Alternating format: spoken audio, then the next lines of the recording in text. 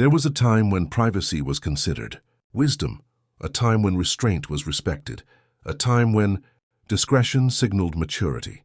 People understood that not every thought needed expression, not every feeling needed an audience, not every struggle required public disclosure. Some things belonged to the self, some things belonged to trusted relationships, some things belonged to silence. For most of human history, mystery was not viewed as deception, it was viewed as normal, natural, necessary. But somewhere along the way, something changed. A new cultural belief emerged, a belief so widespread that few people ever stopped to question it, the belief that transparency equals virtue, and that visibility equals truth. Today we live in an age of unprecedented exposure. Never before in human history have so many people voluntarily revealed so much about themselves, their fears, their dreams, their insecurities, their relationships, their political beliefs, their financial struggles, their mental health, their private thoughts, their daily routines, their deepest wounds. And they reveal these things not to close friends, not to family, not to trusted confidants, but to strangers. Millions of strangers. What was once private has become public. What was once intimate has become content. What was once sacred has become performance. And remarkably, this transformation is often celebrated because modern culture increasingly treats openness as morality, superiority. The more transparent you are, the more authentic you appear. The more you disclose, the more trustworthy you seem. The more you expose, the more human you become, or so we are told. Every society develops moral signals, behaviors that communicate virtue, signals that indicate membership, signals that communicate trustworthiness. In previous generations, these signals looked different. Reliability, discipline, humility, competence, discretion. Today, one of the most powerful social signals has become disclosure. The individual who shares the most personal story often receives the most attention. The person who reveals the deepest struggle often receives the strongest emotional response. The one who exposes private pain often earns praise for bravery. Slowly, a subtle equation emerges. Visibility becomes virtue, disclosure becomes courage, exposure becomes authenticity, and withholding becomes suspicious. The cultural message becomes clear. If you are truly honest, and you will reveal everything. If you are truly authentic, you will hide nothing. If you are truly brave, you will make yourself completely visible. At first glance, this appears admirable, perhaps even healthy. But every cultural value carries unintended consequences, and the unintended consequence of radical openness is the gradual disappearance of boundaries. The problem is not honesty itself. Honesty remains valuable. The problem begins when disclosure becomes compulsory, when openness becomes expected, when privacy becomes interpreted as secrecy. Because once disclosure becomes a moral obligation, silence begins to look suspicious. Perhaps one of the strangest developments of modern culture is the growing distrust of privacy. Historically, privacy was assumed. People did not need to justify boundaries. Boundaries were normal, expected, healthy. Today, the burden has reversed. People increasingly feel pressure to explain why they are private, why they are unavailable, why they do not share, why they keep certain things to themselves. A curious assumption has emerged. If someone reveals everything, might they appear trustworthy? If someone reveals little, they appear suspicious, not because they have done anything wrong, but because visibility has become associated with honesty, and invisibility has become associated with deception. The logic is subtle yet powerful. If you have nothing to hide, why not share it? At first the question seems reasonable, but beneath it lies a dangerous misunderstanding. Privacy is not evidence of guilt. Privacy is evidence of ownership. A person may choose not to disclose their fears, not because they are dishonest, but because those fears belong to them. A person may choose not to publicize their struggles, not because they are hiding, but because some experiences deserve protection. A person may choose mystery, not because they are deceptive, but because not every room inside the mind requires public access. The pressure rarely arrives as force. It arrives as expectations. Culture, as habit, as subtle social conditioning. People begin sharing because everyone else shares. And when everyone shares, gets privacy, begins to feel abnormal. Consider how often modern life asks for disclosure. Platforms ask for your thoughts. Applications ask for your preferences. Algorithms ask for your attention. Communities ask for your experiences. Employers ask for your personality. Strangers ask for your opinions. The modern individual is constantly encouraged to reveal, to explain, to confess, to expose, to broadcast. The cumulative effect is profound. People begin treating self-disclosure as normal behavior, then expected behavior, then mandatory behavior, and eventually many lose the ability to distinguish between connection and exposure, between authenticity and accessibility, between vulnerability and visibility, because the truth is that authenticity and transparency are not the same thing. Authenticity means alignment, transparency means access, and access is not automatically virtuous. Not everyone deserves it. Not everyone earns it. Not everyone should receive it. Human beings evolved with boundaries, layers. Gradual trust, selective disclosure. We reveal ourselves slowly for a reason. Because trust takes time, character takes time, safety takes time, understanding takes time. Yet modern culture increasingly encourages instant visibility, immediate access, unlimited transparency, and when trust is removed from the process, exposure becomes detached from wisdom. A society obsessed with visibility often forgets something important. Not everything hidden is dangerous. Not everything private is dishonest. Not everything unseen is suspicious. Some things are protected because they matter. Some things are protected because they are valuable. And some things are protected because they require trust before they should ever be revealed.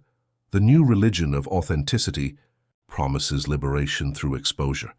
It tells us that transparency is truth, that visibility is virtue, that disclosure is courage. But every culture creates blind spots, and perhaps one of the greatest blind spots of our age is the belief that privacy is a problem to be solved, when in reality, privacy may be one of the last defenses, preserving the parts of ourselves that should never become public property.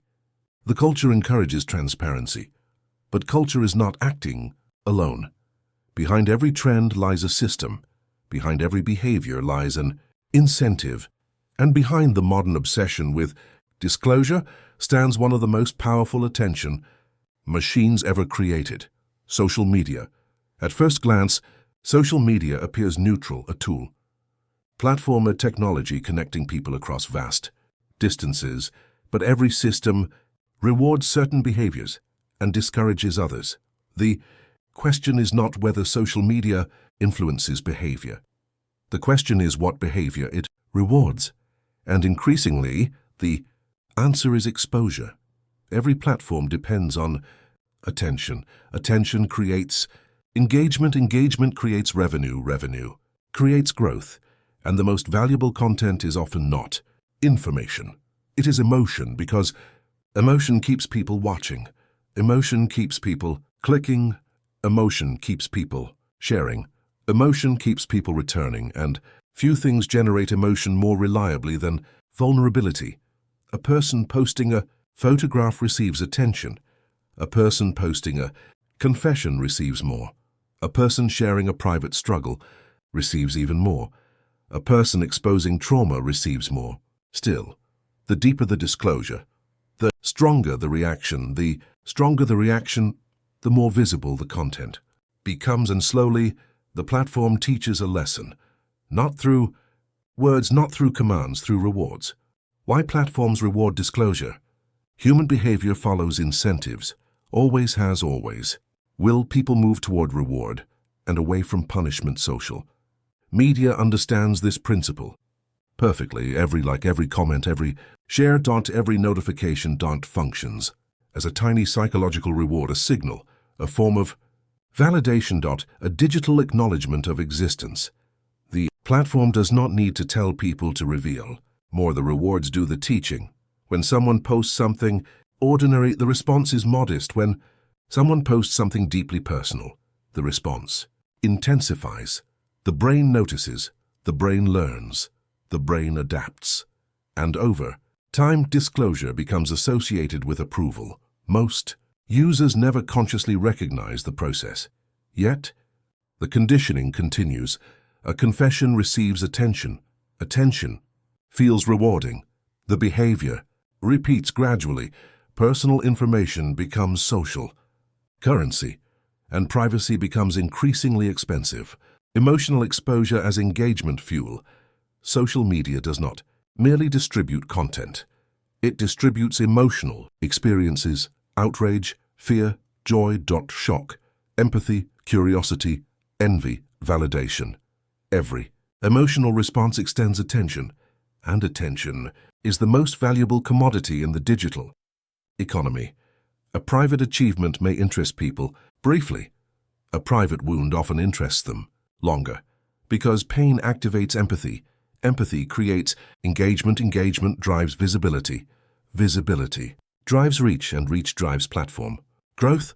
The equation becomes self-reinforcing. The more emotionally exposed the content, the more economically valuable it becomes. This does not mean platforms intentionally seek harm. The mechanism is more subtle. The system simply optimizes for attention, and emotional vulnerability reliably captures attention. The result is the same. The environment rewards disclosure, even when disclosure may not serve the person disclosing. The economics of vulnerability. Every generation had resources. Land, labor, capital, energy. Information. The digital age discovered a new resource: human attention, and attention requires fuel. The most successful platforms in history did not become valuable by selling products. They became valuable by capturing attention, and attention is most easily captured through emotional relevance. Your experiences, your fears, your hopes, your struggles, your vulnerabilities become part of the ecosystem, not necessarily because anyone intends exploitation, but because human psychology naturally gravitates toward emotionally charged information. The consequence is profound. The more personal the content, the greater its value within the attention economy. And when personal information becomes economically valuable, systems inevitably emerge that encourage its production. How? Algorithms quietly train people to reveal more. Most people imagine training as something intentional. A teacher instructing a student, a coach guiding an athlete, a parent shaping a child. But algorithms train behavior differently, silently, continuously, at scale. An algorithm does not need to understand you, it only needs to observe what captures attention. Which content keeps people engaged? Which content generates reactions? Which content extends viewing time? And once it discovers those patterns, it amplifies them. The process feels invisible because nobody receives instructions. Nobody is ordered to reveal more. Nobody is forced to overshare. Instead, certain behaviors receive greater visibility, greater engagement, greater validation. The platform quietly says, more of this, without ever speaking a word. Over months and years, millions of users adapt, not consciously, behaviorally, like plants growing towards sunlight. The environment shapes the outcome, and disclosure becomes increasingly normalized. Perhaps the most important question is this: if oversharing carries risks, why does it feel so good? The answer lies within the human need for connection. Human beings crave understanding, we crave recognition, we crave belonging, we crave validation. When vulnerability receives positive feedback, the experience feels meaningful, sometimes healing, sometimes liberating, sometimes profoundly human, and often it genuinely is. The danger is not vulnerability itself. The danger emerges when validation becomes dependent upon exposure, when attention becomes dependent upon disclosure, when self-worth becomes dependent upon visibility.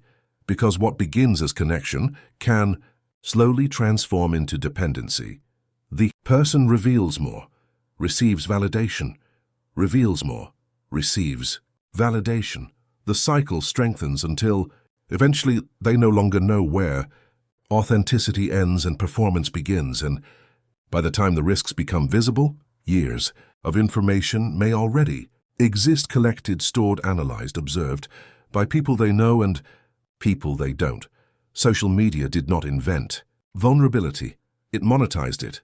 It transformed disclosure into engagement, emotion into visibility, attention into profit. And in doing so, it quietly reshaped the social rules governing privacy. The result is a world where revealing more often feels rewarding, even when it is dangerous, even when it creates exposure, even when it leaves people vulnerable to manipulation. They cannot yet see, because the strongest systems rarely control behavior through force. They control behavior through incentives, and the incentive to reveal more has never been stronger. We have learned why people reveal everything. We have seen how modern culture celebrates transparency, how social media rewards disclosure, how attention follows vulnerability, how algorithms quietly encourage visibility. But there is another question, a quieter one, a deeper one. What disappears when nothing remains hidden? What is lost when every thought is shared, every emotion explained, every opinion published, every experience documented, every wound displayed, every desire revealed? The answer is something humanity once understood, instinctively, something ancient, something deeply psychological: mystery. Mystery has always been misunderstood. People often confuse mystery with deception, with manipulation, with secrecy, but mystery is none of these. Mystery is simply the natural space between what is known and what has not yet been earned. It is the quiet distance that allows trust to develop naturally. It is the pause between introduction and intimacy. It is the recognition that not every chapter of your life belongs in the hands of every stranger. For thousands of years, human relationships unfolded slowly. Knowledge was earned. Character revealed itself over time. Trust was built through consistency, not instant disclosure. Friendship began with conversation. A relationship unfolded through shared experiences. A partnership deepened through reliability. No one expected complete access on the first meeting. No one demanded immediate emotional transparency. There was patience. There were boundaries. There was mystery, and strangely, those very boundaries strengthened relationships, because what is slowly discovered is often more deeply valued. Long before psychology existed as a science, human beings understood something. Essential information has value, and valuable things require protection. Our ancestors did not reveal everything to everyone, not because they were dishonest, because survival required discernment. Not every stranger was safe. Not every listener was trustworthy. Not every smile was sincere. Trust had to be tested. Character had to be observed. Intentions had to reveal themselves through time. Mystery was never merely cultural, it was protective. The human mind evolved with boundaries for a reason, because information changes power. The more another person knows, the more influence they may possess. Not always, but potentially. A person's fears, their hopes, their wounds, their insecurities, their ambitions, their regrets. These are not simply memories. They are psychological access points. And for most of history, people understood that access should be earned, not assumed. Trust is not an event. It is a process, one conversation, one promise, one act of consistency, one moment of reliability, repeated over time. Psychologists often describe relationships as developing in layers. The outer layer contains ordinary information, names, interests, occupations. The deeper layers hold something far more valuable: dreams, fears, failures, traumas, private beliefs, identity itself. Healthy relationships move gradually, from the outside inward. Each layer earned, each disclosure tested, each step strengthening confidence. But modern life has accelerated everything. People now reveal years of personal history within hours, sometimes within minutes, sometimes before they even know the person listening. The process that once required months now occurs before trust has had any opportunity to exist. The sequence has reversed. Information first, trust later, if ever. This reversal creates a dangerous illusion. Disclosure begins to feel like connection, but information alone does not create intimacy. Knowing someone's history is not the same as knowing their character. Reading someone's confession is not the same as earning their trust. Seeing vulnerability does not necessarily produce genuine understanding. Real intimacy grows slowly, not instantly. Imagine walking into a library. Every book lies open, every page exposed, every ending already known. Nothing remains to discover, nothing remains to explore. Curiosity disappears. So does patience, because mystery fuels attention. Discovery sustains relationships. When everything is immediately available, there is nothing left to unfold. The same principle applies to people. When every opinion has already been posted, every emotion already explained, every memory already documented, every insecurity already displayed, the slow process of discovering another human being begins to disappear. We replace conversation with consumption, presence with profiles, relationships with summaries. Human complexity becomes compressed into searchable information, and something deeply meaningful is lost. What was once gradually discovered is now immediately displayed. What once required conversation now requires only a profile. What once unfolded over years now be consumed within minutes. Convenience has replaced discovery.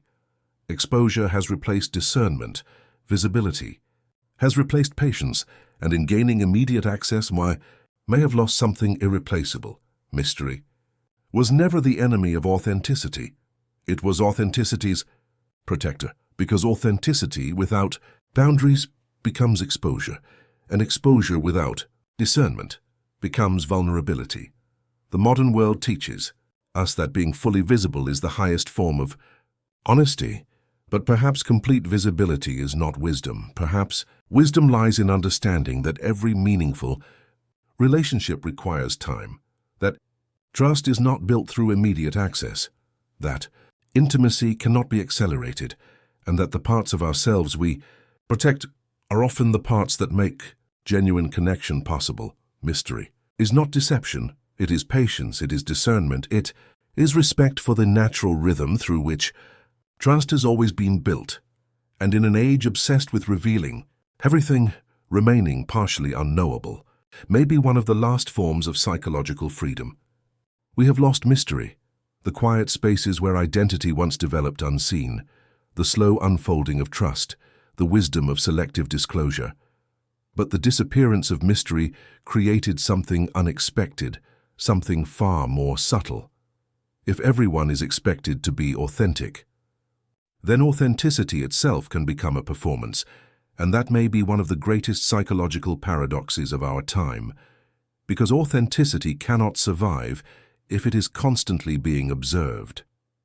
The moment we become aware of an audience, part of the mind begins to perform. Not because we are dishonest, because human beings have always adapted to being watched. Long before social media, psychologists understood something fundamental. Human behavior changes under observation. We adjust our language, our posture, our tone. Our emotions, not always consciously, but inevitably.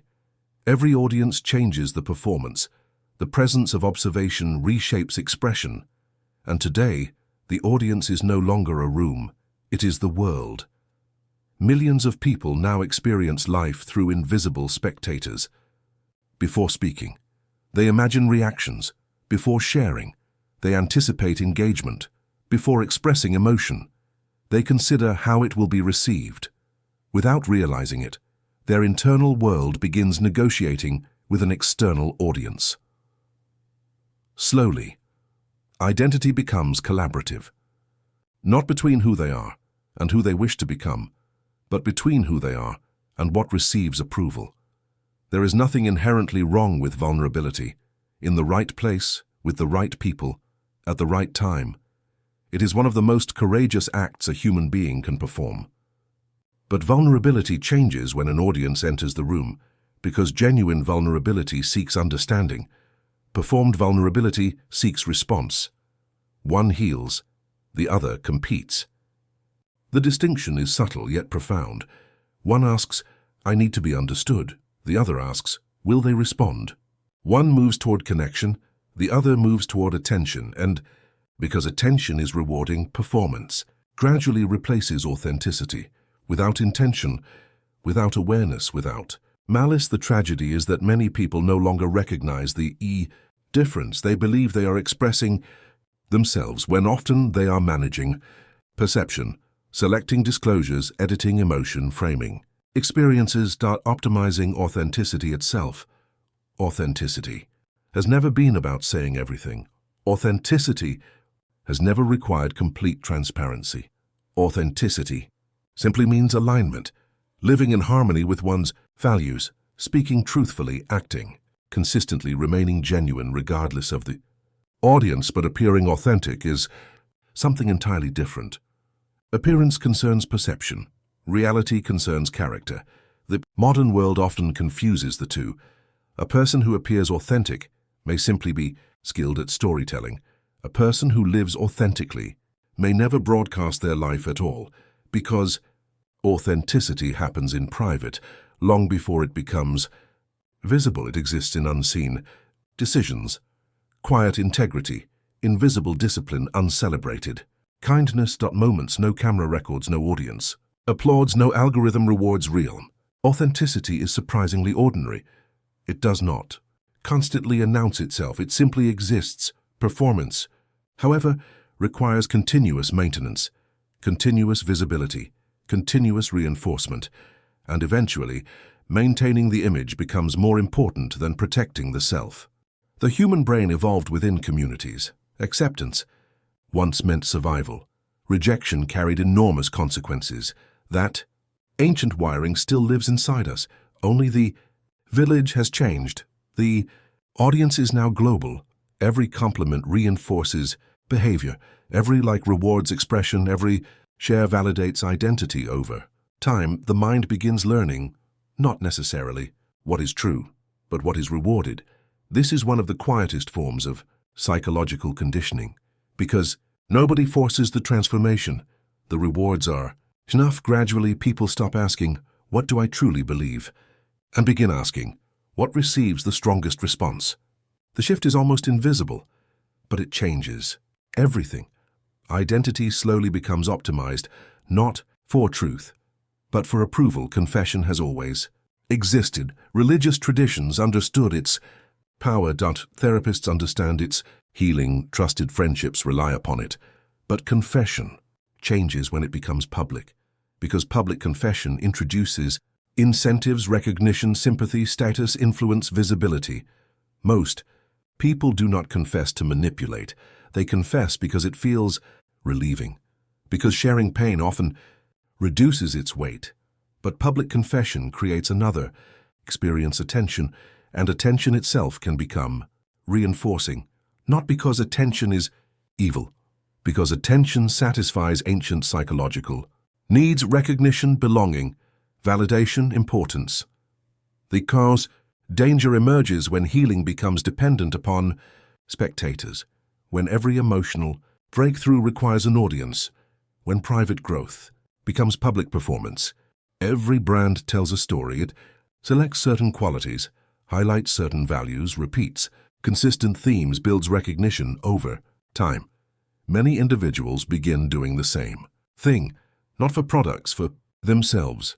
Certain struggles become part of the narrative, certain victories become recurring themes, certain vulnerabilities become recognizable trademarks. The individual is no longer simply living. They are managing a personal identity, curating perception, maintaining consistency, protecting an image. Even honesty becomes strategic, not because they intend deception, because every audience rewards coherence. Eventually, subtle question emerges: am I sharing this because it is true, or because it strengthens the story people expect from me? The difference may appear insignificant, but psychologically it is enormous, because branding seeks consistency. Truth evolves, branding resists. Contradiction.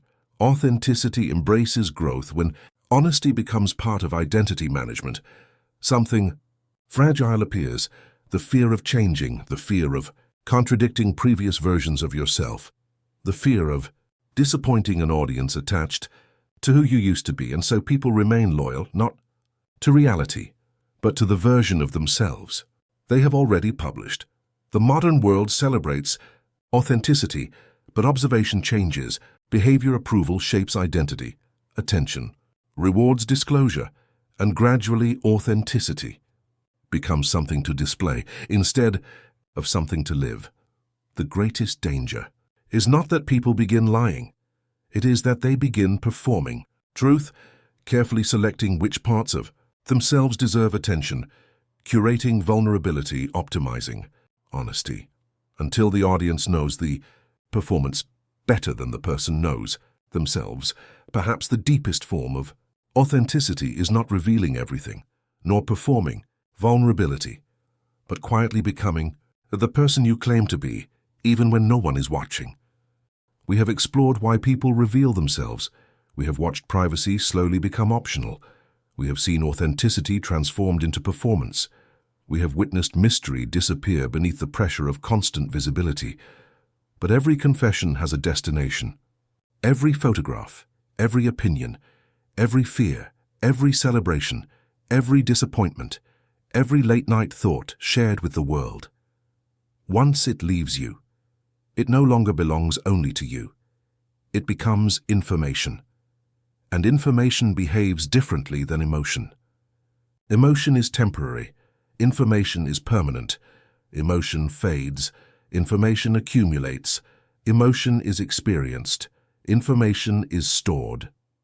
The moment something personal leaves your mind, it begins a second life, a life beyond your control, a life where it can be remembered long after you have forgotten it, analyzed by people you will never meet, compared against thousands of other pieces of information, connected to patterns you cannot see, interpreted by intentions you cannot predict. The greatest mistake modern society makes is believing that information remains harmless simply because it was shared voluntarily. But history tells a different story. Information has always been power. The only thing that has changed is the speed with which power now travels. Most people believe they share stories. The modern world sees something else. Data, to you, it is a photograph from your vacation. To someone else, it reveals your disposable income, your preferred destinations, your travel habits, your social circle, your risk tolerance, your lifestyle. To you, it is simply a memory. To another observer, it is behavioral information. A single post can reveal astonishing amounts of information. The books you read, the language you use, the music you enjoy, the places you visit, the people you trust, the causes you support, the fears that keep you awake, the ambitions that drive you forward, the insecurities you rarely admit. None of these facts appear dangerous on their own, but information rarely works alone. Its true power lies in accumulation. A single puzzle piece reveals very little. 1,000 puzzle pieces reveal everything. The modern individual rarely shares one piece. They share thousands across years, across platforms, across conversations, across comments, across photographs, across seemingly insignificant moments. Gradually, a portrait emerges, not merely of what they have done, but of who they are. This is one of the defining characteristics of the digital age. Information compounds.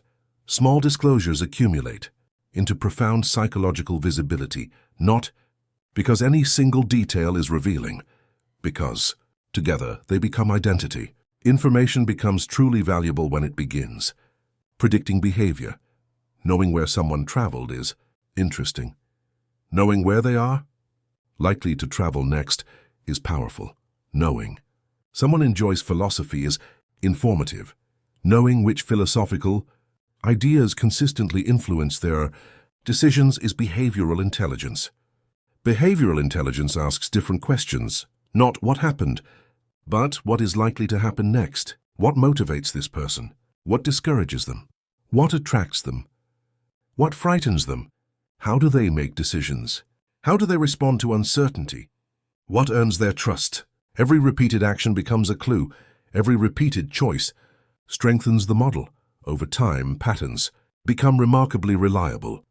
Human beings like to imagine themselves as unpredictable, unique, impossible to categorize. Yet psychology repeatedly demonstrates that habits create consistency. Consistency creates patterns. Patterns create prediction. Prediction creates influence. The more predictable we become, the easier we are to anticipate. Facts are useful. Emotions are priceless because behavior rarely follows logic alone. It follows emotion, fear, hope, loneliness, validation, status, belonging, love, shame. These invisible forces quietly shape nearly every decision we make. Imagine someone learning that you fear failure, that criticism affects you deeply, that you long for recognition, that you crave acceptance, that you struggle with rejection individually. These seem like personal experiences. Collectively, they become an emotional blueprint, a guide explaining where influence is most likely to succeed. Every public confession adds another coordinate. Every emotional post adds another marker. Every vulnerable moment adds another layer. Eventually, the map becomes extraordinarily detailed. The person may not know everything about your life, but they may know exactly where your emotional defenses are weakest. Predictability feels comforting. Routine creates stability. Habits simplify life. Consistency builds trust. Yet predictability carries an invisible cost. Anything predictable can be anticipated. Anything anticipated can be influenced. The most effective persuasion rarely relies upon force. It relies upon expectation, knowing how someone usually responds, knowing which words resonate, knowing which fears activate action, knowing which hopes inspire commitment. The more consistently we reveal ourselves, the easier those expectations become to construct. Privacy once interrupted prediction, mystery introduced, uncertainty, boundaries slowed understanding. Without those protective layers, behavior becomes increasingly transparent, not because people are less intelligent, because they have provided the instructions voluntarily. Most people imagine manipulation as dramatic. Threats, lies, coercion, deception. Reality is often quieter.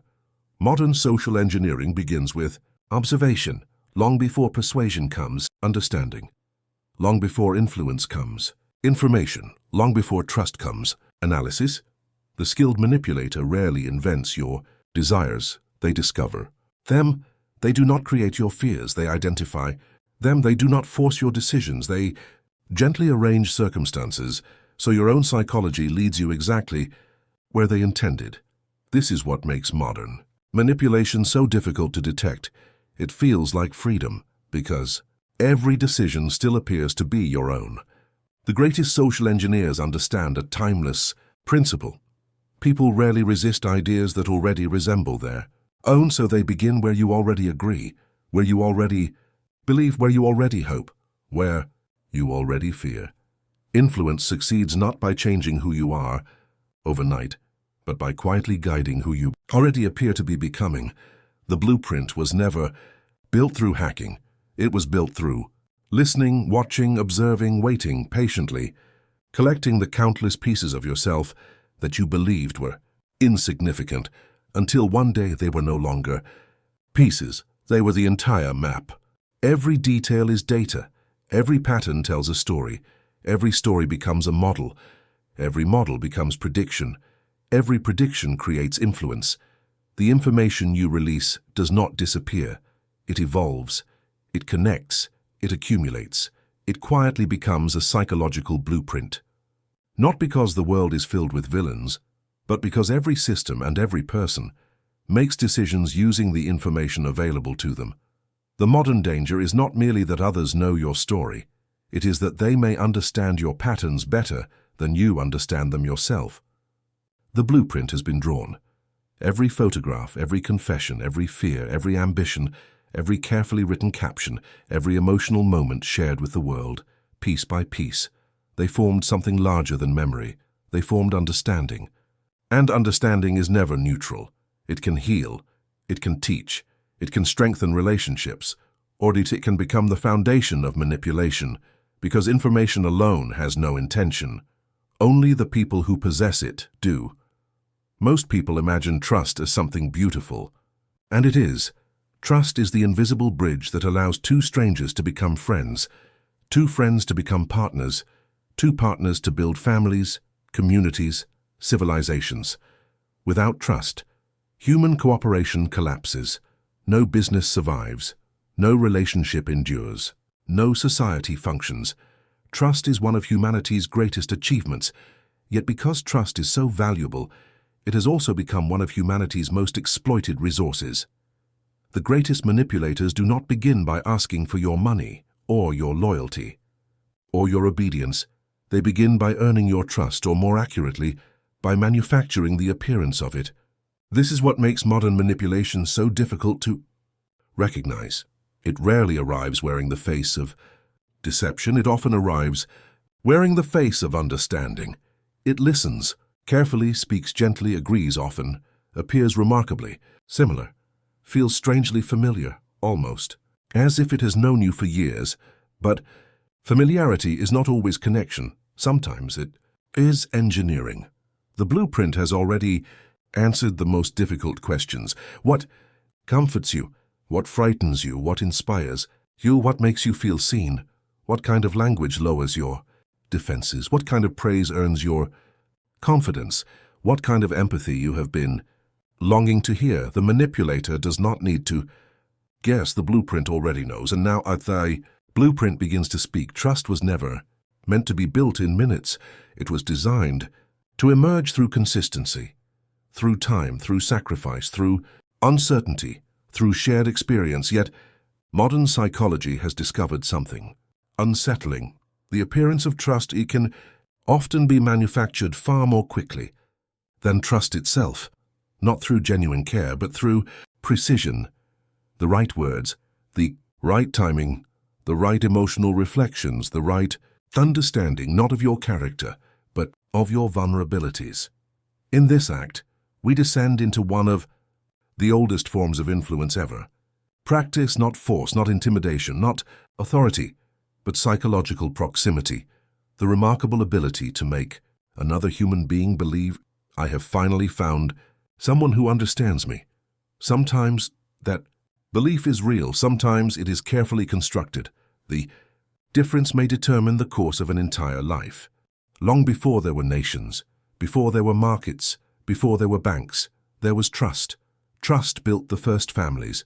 Trust allowed strangers to hunt together. Trust made language useful. Trust transformed isolated individuals into communities.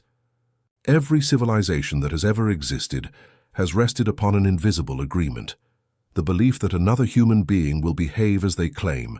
Without that belief, nothing survives, not love, not friendship, not business, not leadership, not society itself.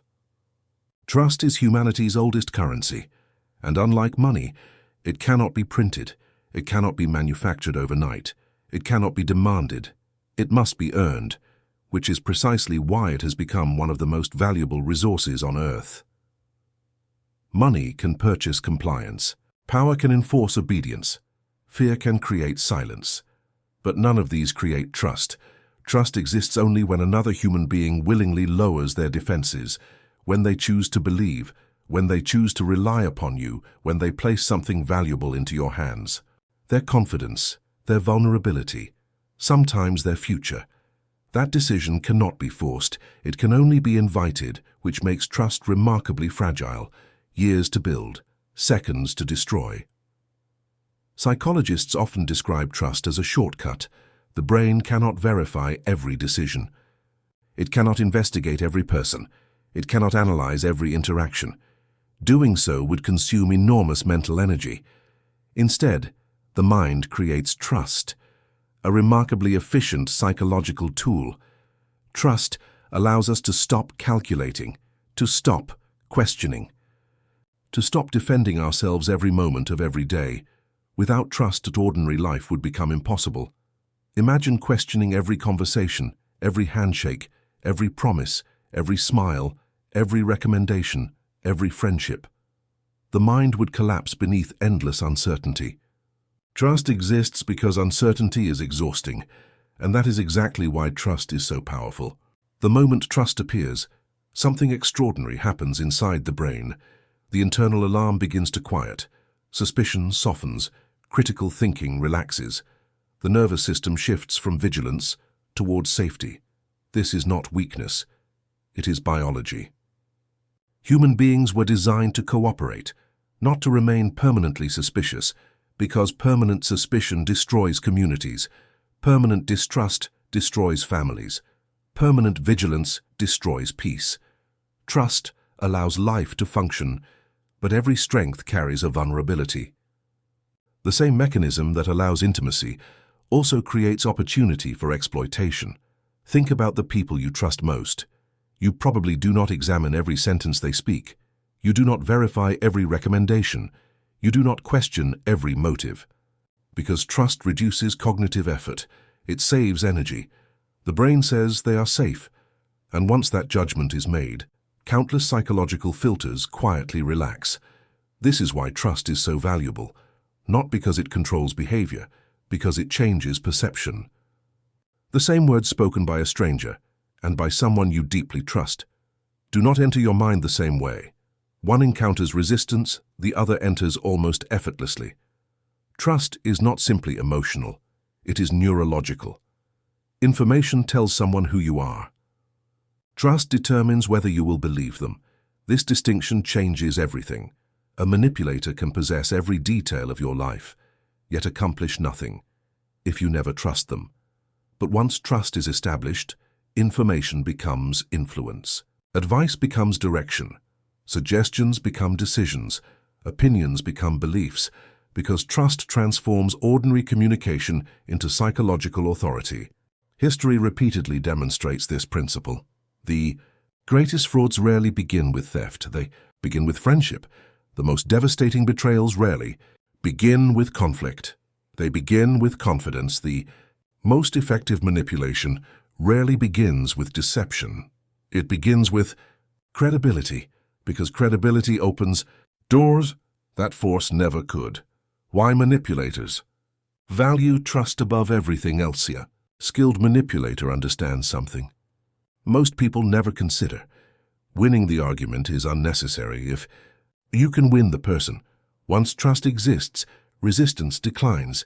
Naturally, questions become fewer. Verification becomes unnecessary. Doubt begins to feel uncomfortable. Not because the evidence has changed, because the relationship has. This is why manipulation rarely feels aggressive. It feels reassuring, comforting, understanding, supportive.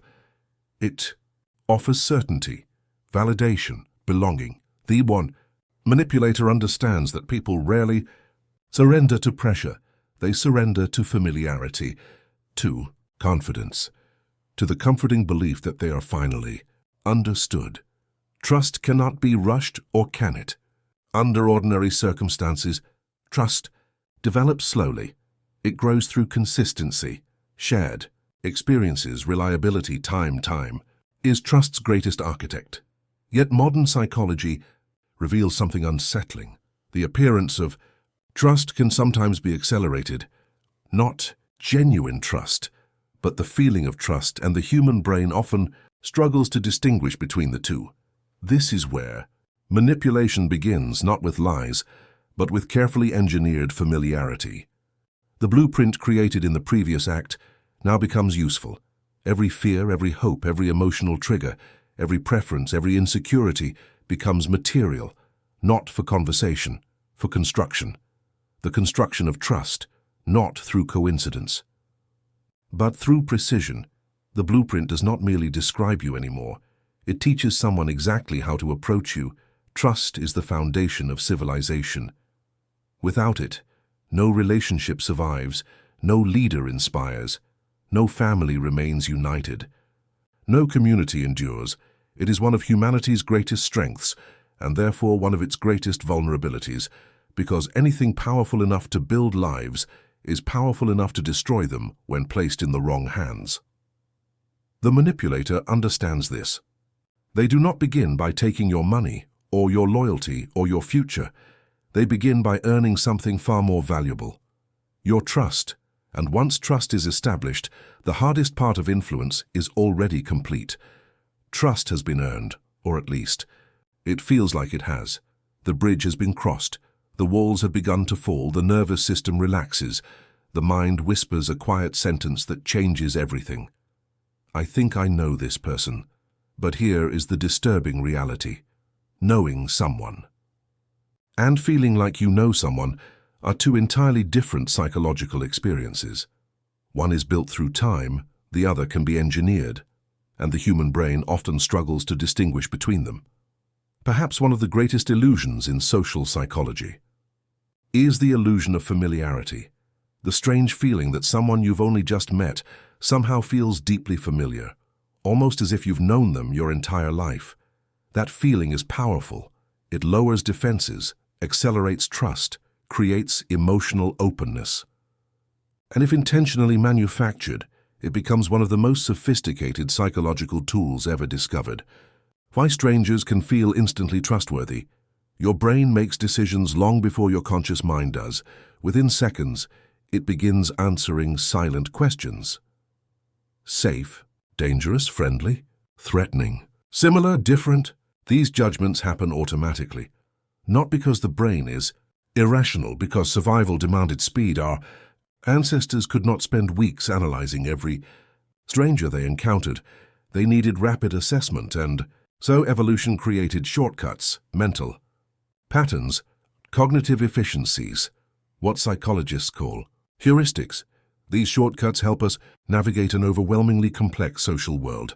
Most of the time they work remarkably well. Sometimes they become predictable vulnerabilities. One of the strongest shortcuts is familiarity. The brain naturally relaxes around what feels familiar. Familiar faces, familiar voices, familiar language, familiar values, familiar humor, familiar struggles. The mind quietly concludes, this person feels like my kind of person. Notice the wording, not I know this person, but this person feels familiar. Feeling arrives before evidence. Emotion arrives before verification. The emotional brain is always faster than the analytical brain. The psychology of I've known you forever. Have you ever met someone and within minutes felt an unusual sense of comfort? Conversation flowed effortlessly. Silence felt natural. Shared laughter arrived quickly. It almost felt impossible that you had only just met. Many of these moments are genuine, human. Beings naturally connect, shared. Values create authentic relationships. Common experiences create real understanding. This chapter is not suggesting every fast friendship is manipulation, Bore. From it, the danger lies elsewhere, because the same psychological mechanisms that create genuine connection can also be intentionally imitated. The feeling itself is real. The source may not be. The human brain constantly searches for patterns. When it finds enough similarities, it begins filling in missing information. If we think alike, perhaps we value the same things. If we value the same things, perhaps we can trust each other. The leap happens almost invisibly. Similarity quietly becomes credibility. Credibility becomes trust. Trust becomes influence, not through logic, through association. Similarity. The fastest path to trust. Similarity is one of the oldest social forces in human history. People naturally feel drawn toward those who resemble them, not only physically but psychologically. Shared language, shared beliefs, shared hobbies, shared pain, shared dreams, shared enemies, shared fears. Every similarity whispers the same quiet message: you belong here. Belonging is one of the deepest human needs. Long before money, before status, before success, our ancestors needed acceptance. Isolation often meant death. Community meant survival. That ancient wiring still lives inside us. The modern world simply gives it new places to operate. This is why similarity feels so powerful. It bypasses prolonged evaluation. The brain assumes that someone who resembles us is more likely to understand us, more likely to cooperate, more likely to protect us. Usually, that assumption is harmless. Sometimes it becomes dangerous, because resemblance can be authentic, or it can be carefully constructed. How manipulators create artificial connection. The skilled manipulator rarely begins by changing your mind. They begin by joining it. They study your language. They reflect your values. They adopt your interests. They appear remarkably aligned with your worldview. Not enough to seem obvious, just enough to feel comfortable, natural, almost accidental. You begin noticing coincidence after coincidence. You enjoy that too? I've always believed the same thing. I went through something similar. That's exactly how I feel. Each similarity appears insignificant.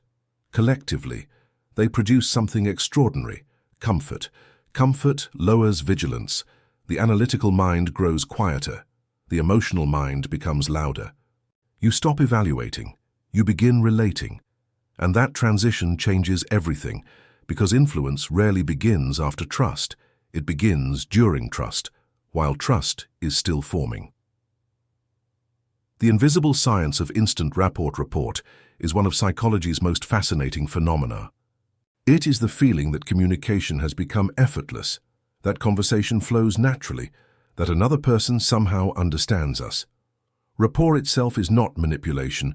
It exists in healthy friendships, strong marriages, great teachers, excellent therapists, exceptional leaders. Rapport is profoundly human, but because rapport is so valuable, it can also be deliberately accelerated. Tone, pacing, language, body movement, shared emotional vocabulary, common narratives. These seemingly insignificant details quietly create familiarity. And familiarity often becomes trust, long before character has been tested. Notice what has happened. No lies were required, no threats were made, no force was used, only carefully arranged familiarity. The person feels understood, seen, accepted, safe. And perhaps they are, or perhaps someone has simply become exceptionally skilled at creating that feeling. The emotional experience remains genuine. The intention behind it may not.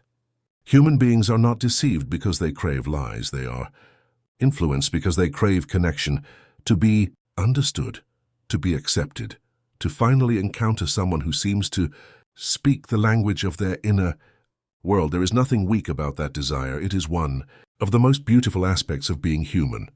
But beauty attracts imitation. The greatest manipulators do not counterfeit facts. They counterfeit familiarity. They do not steal trust. They manufacture the feeling that trust has already been earned. And once that feeling exists, the hardest work has already been done, because the mind rarely questions someone who already feels like home. Familiarity has been manufactured. The stranger no longer feels like a stranger. Conversation flows effortlessly. The silence feels comfortable. The similarities seem almost impossible to ignore. You begin to wonder if fate brought the two of you together, but beneath that effortless connection, something else may be happening, something so subtle that most people never notice it. Not because it is hidden, because it feels natural. It is called mirroring, and it is one of the oldest social behaviors in human history. Long before psychology gave it a name, human beings were already doing it. Children mirrored their parents, friends mirrored one another's laughter. Lovers unconsciously matched each other's breathing. Entire communities synchronized through shared emotion. Mirroring is not manipulation by itself. It is one of the foundations of human connection. Without it, relationships would struggle to form. Empathy would weaken. Communication would become mechanical. The ability to truly understand another person would diminish. Mirroring is deeply human. But, like every powerful human ability, it can also be intentionally used, and that is where this chapter begins. Why we instinctively trust people who resemble us. The human brain constantly asks one silent question. Are you like me? It asks this question before logic, before evidence, before conscious Reasoning. Similarity has always suggested safety. People who shared our language, our customs, our values, our expressions were historically more likely to cooperate than compete.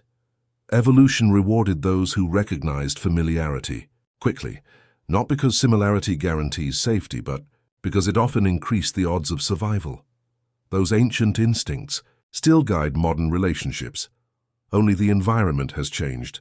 Instead of recognizing members of our tribe, we recognize shared opinions, shared humor, shared interests, shared emotional experiences. The mechanism remains the same. The clothing has changed. This explains something extraordinary. People rarely trust others simply because they are intelligent or successful or attractive. They trust those who feel familiar, those who seem to understand their inner world, those who appear emotionally synchronized. Similarity creates comfort. Comfort reduces caution. Reduced caution opens the door to influence. None of this requires conscious awareness. The process unfolds quietly, automatically. The mind whispers, "This person is like me," only before evidence confirms whether that is true.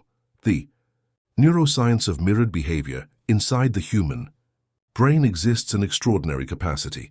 When we observe another person's actions, our own nervous system often responds as though we were performing those actions ourselves. Watching someone smile subtly activates regions associated with smiling. Watching someone express sadness can awaken traces of sadness within us. Watching someone experience fear prepares our own nervous system for danger.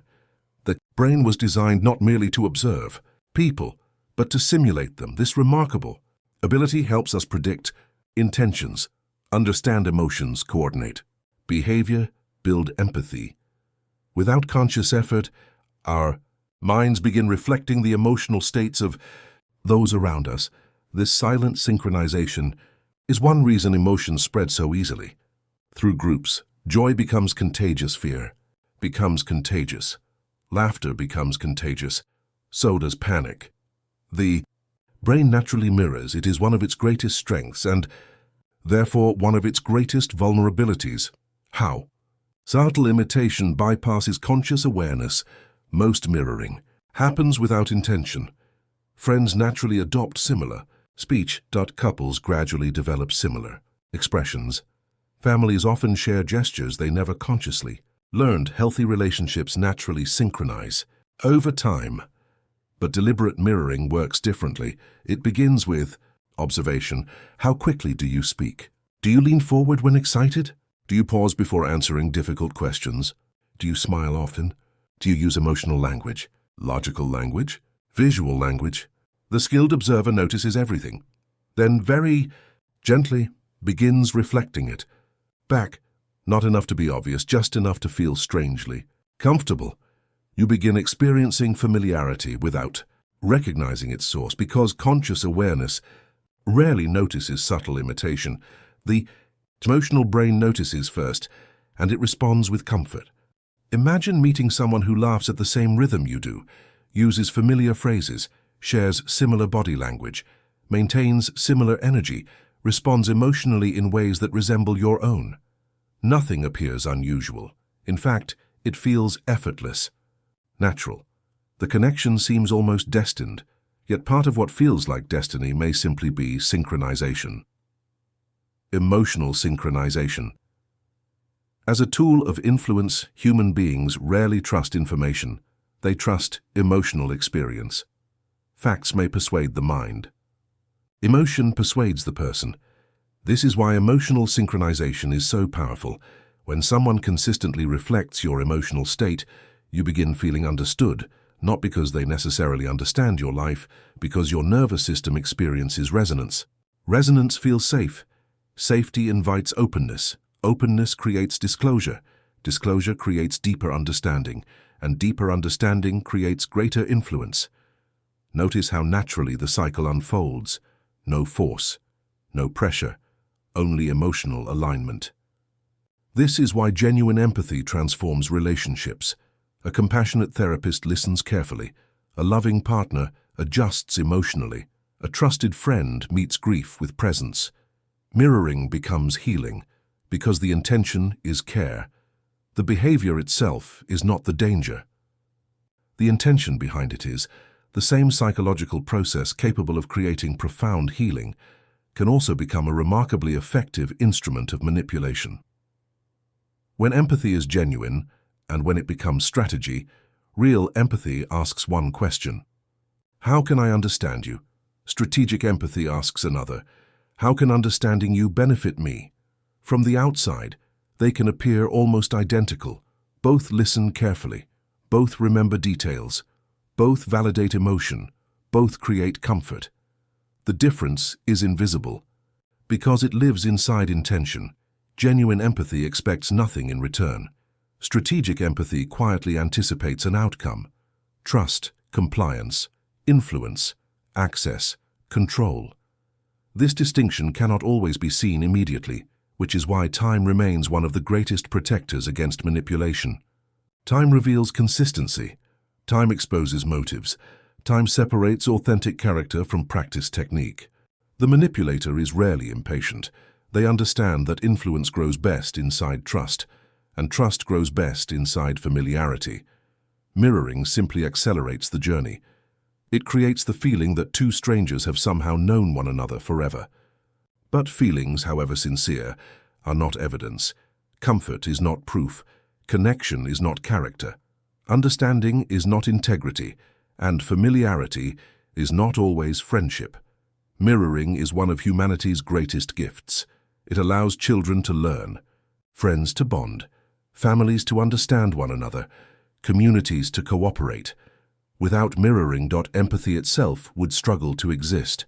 But every extraordinary gift carries extraordinary responsibility, because the same mechanism that creates belonging can manufacture it. The same reflection that communicates compassion can conceal calculation. The greatest manipulators do not force trust. They quietly become reflections of the people they hope to influence, until one day, the reflection feels so familiar that we forget to ask an essential question: am I seeing another person, or am I simply seeing myself reflected back? The mirror has done its work. The stranger feels familiar. The conversation feels effortless. Trust has begun to replace caution. The distance between two people has quietly disappeared. But another question now emerges, a question that is both uncomfortable and deeply important. Can someone understand you without ever caring about you? For most people, the answer feels instinctively obvious. We assume that understanding and compassion naturally belong together, that if someone truly listens, they must genuinely care, that if someone remembers our struggles, our fears, our dreams, their intentions must be good. It is a comforting belief. It is also one of the most dangerous assumptions human beings can make, because understanding is a skill, compassion is a choice. The two often coexist, but they are not the same thing. One can exist without the other, and history repeatedly reminds us. So that some of the people who understood human psychology best used that understanding not to heal, but to control. Why understanding someone creates psychological leverage to understand another person is to reduce uncertainty. The more accurately you understand how someone thinks, the more accurately you can predict how they will respond. Prediction creates advantage. Imagine knowing what encourages someone, what frightens them, what motivates them, what disappoints them, what makes them feel important, what makes them feel rejected. You are no longer interacting with randomness. You are interacting with a pattern. The better you understand the pattern, the easier it becomes to anticipate behavior. This is why understanding carries immense power. It reveals where encouragement is most effective, where persuasion becomes easiest, where resistance is weakest. Understanding does not automatically create manipulation, but it creates the possibility of manipulation. Power itself is neutral. Its morality depends entirely upon the hands that hold it. The difference between compassion and calculated empathy. Empathy is often described as the ability to feel with another person, to step inside their emotional world, to understand their experience without judgment. Compassion goes one step further. Compassion asks, how can I reduce your suffering? Calculated empathy asks a different question. Now that I understand your suffering, how can I use it? The behaviors may appear identical. Both involve careful listening, gentle questions, patient silence, emotional validation. The difference exists where no audience can see it. Inside intention, compassion seeks your well-being.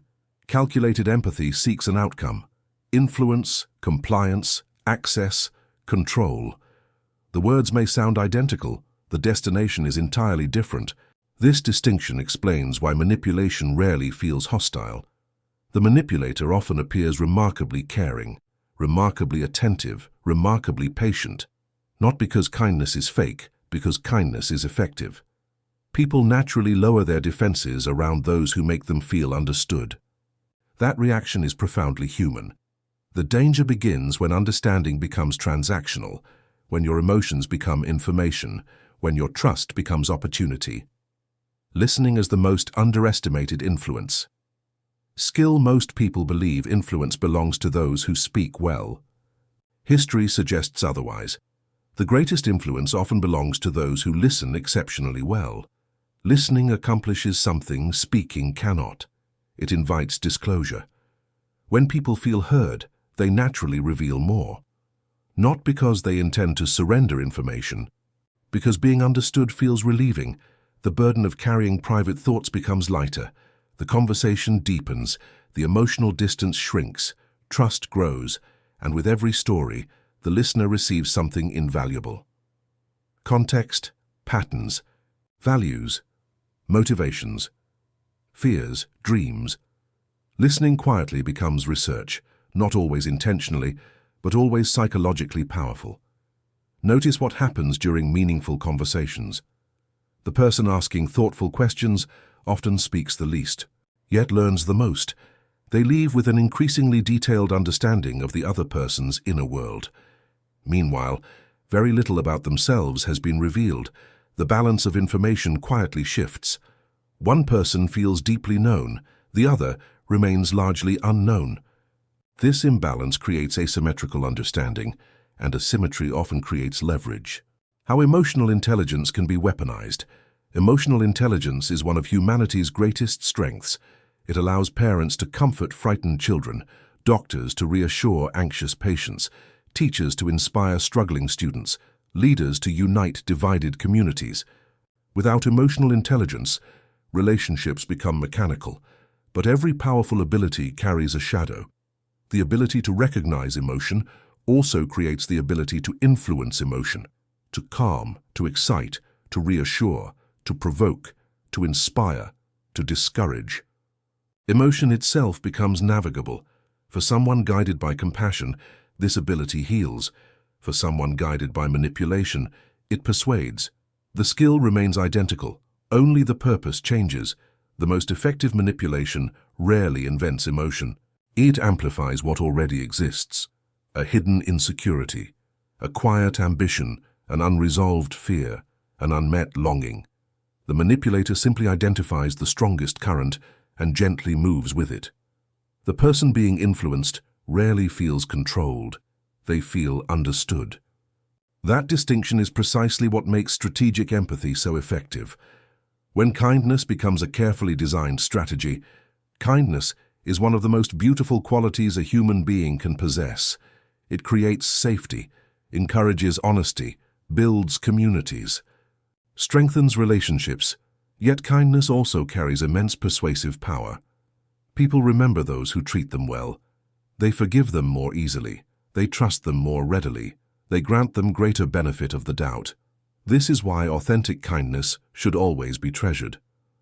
It is also why counterfeit kindness can become so dangerous, because genuine kindness asks for nothing. Strategic kindness quietly expects something later: a favor, access, influence, commitment, loyalty. The investment may be invisible, but the anticipated return is not. This does not mean we should become suspicious of every generous person. That would destroy the very trust that makes civilization possible. Instead, it invites a more thoughtful question. Does this person's kindness remain consistent, even when there is nothing to gain? Character reveals itself most clearly when generosity becomes inconvenient, when compassion becomes costly, when no audience applauds, when no reward follows. Authentic empathy remains. Performance often fades. To understand another human being is one of life's greatest privileges. It allows us to love more deeply, lead more wisely, teach more patiently, forgive more generously. But understanding also creates influence. Influence creates responsibility. Because every insight into another person's heart can become either an act of compassion or an instrument of control. The greatest manipulators rarely overpower people. They understand them, they listen, they observe, they remember, until the person feels completely seen. The question is no longer whether someone understands you. The question is why. Because the most dangerous form of influence does not begin with deception. It begins with perfect understanding. Understanding has opened the door. The conversation feels effortless. Trust has begun replacing uncertainty. The emotional distance has nearly disappeared. Nothing feels forced. Nothing feels suspicious. Nothing feels dangerous. And that is precisely the point. Because the most effective manipulation rarely destroys your defenses. It persuades you to lower them yourself. The strongest walls are not broken. They are opened from the inside. One decision, one conversation, one comforting interaction at a time. The greatest psychological defenses rarely disappear overnight. They simply become unnecessary. Or so they seem. Why the human mind cannot remain vigilant forever? Imagine living every day, believing everyone intends to deceive you. Every smile becomes suspicious. Every compliment becomes manipulation. Every act of kindness becomes a hidden transaction. Such a life would be exhausting. The human brain was never designed for permanent vigilance. Hyper-alertness consumes enormous mental energy. Our ancestors could remain highly alert during moments of danger, but eventually they had to rest. They had to trust. They had to return to community. Otherwise, constant vigilance would become its own threat. This remains true today. The mind naturally searches for safety, because safety conserves energy. Safety restores attention. Safety allows ordinary life to continue. When the brain concludes, "I am safe here," it begins shutting down expensive defensive processes, not because it is foolish, because efficiency is one of the brain's greatest priorities. The psychology of comfort and perceived safety. Comfort is not simply an emotion. It is a biological signal. It tells the nervous system, the danger has passed. Heart rate slows, muscles relax, attention broadens, critical monitoring decreases. The world begins to feel predictable again. This is why trusted environments feel effortless. You do not constantly evaluate your closest friends. You do not analyze every sentence spoken by your family. You are not mentally preparing for betrayal during every conversation. Trust removes that burden. It allows the brain to redirect attention elsewhere. This is one of humanity's greatest adaptations. Without it, relationships could never deepen. Communities could never flourish. Love itself would become impossible. Yet every mechanism that enables intimacy also creates vulnerability, because perceived safety is not always actual safety. The nervous system responds to what it believes, not necessarily to what is true. This distinction matters enormously. Manipulation rarely begins by creating danger. It begins by creating comfort. The safer you feel, the less effort your mind devotes to questioning, and questioning is the first defense to disappear. How repeated? Exposure reduces suspicion. The unfamiliar demands attention. The familiar becomes invisible. Psychologists have long observed a remarkable tendency within the human mind. Repeated exposure changes perception. The more often we encounter something, the less threatening it appears. The same face, the same voice, the same routine, the same opinions. Gradually, the extraordinary becomes ordinary, not because the object has changed, Because the brain has adapted. Adaptation is efficient. It allows us to conserve mental resources, but adaptation also carries risk. Repeated exposure does not prove trustworthiness. It simply creates the feeling of familiarity, and familiarity is frequently mistaken for evidence.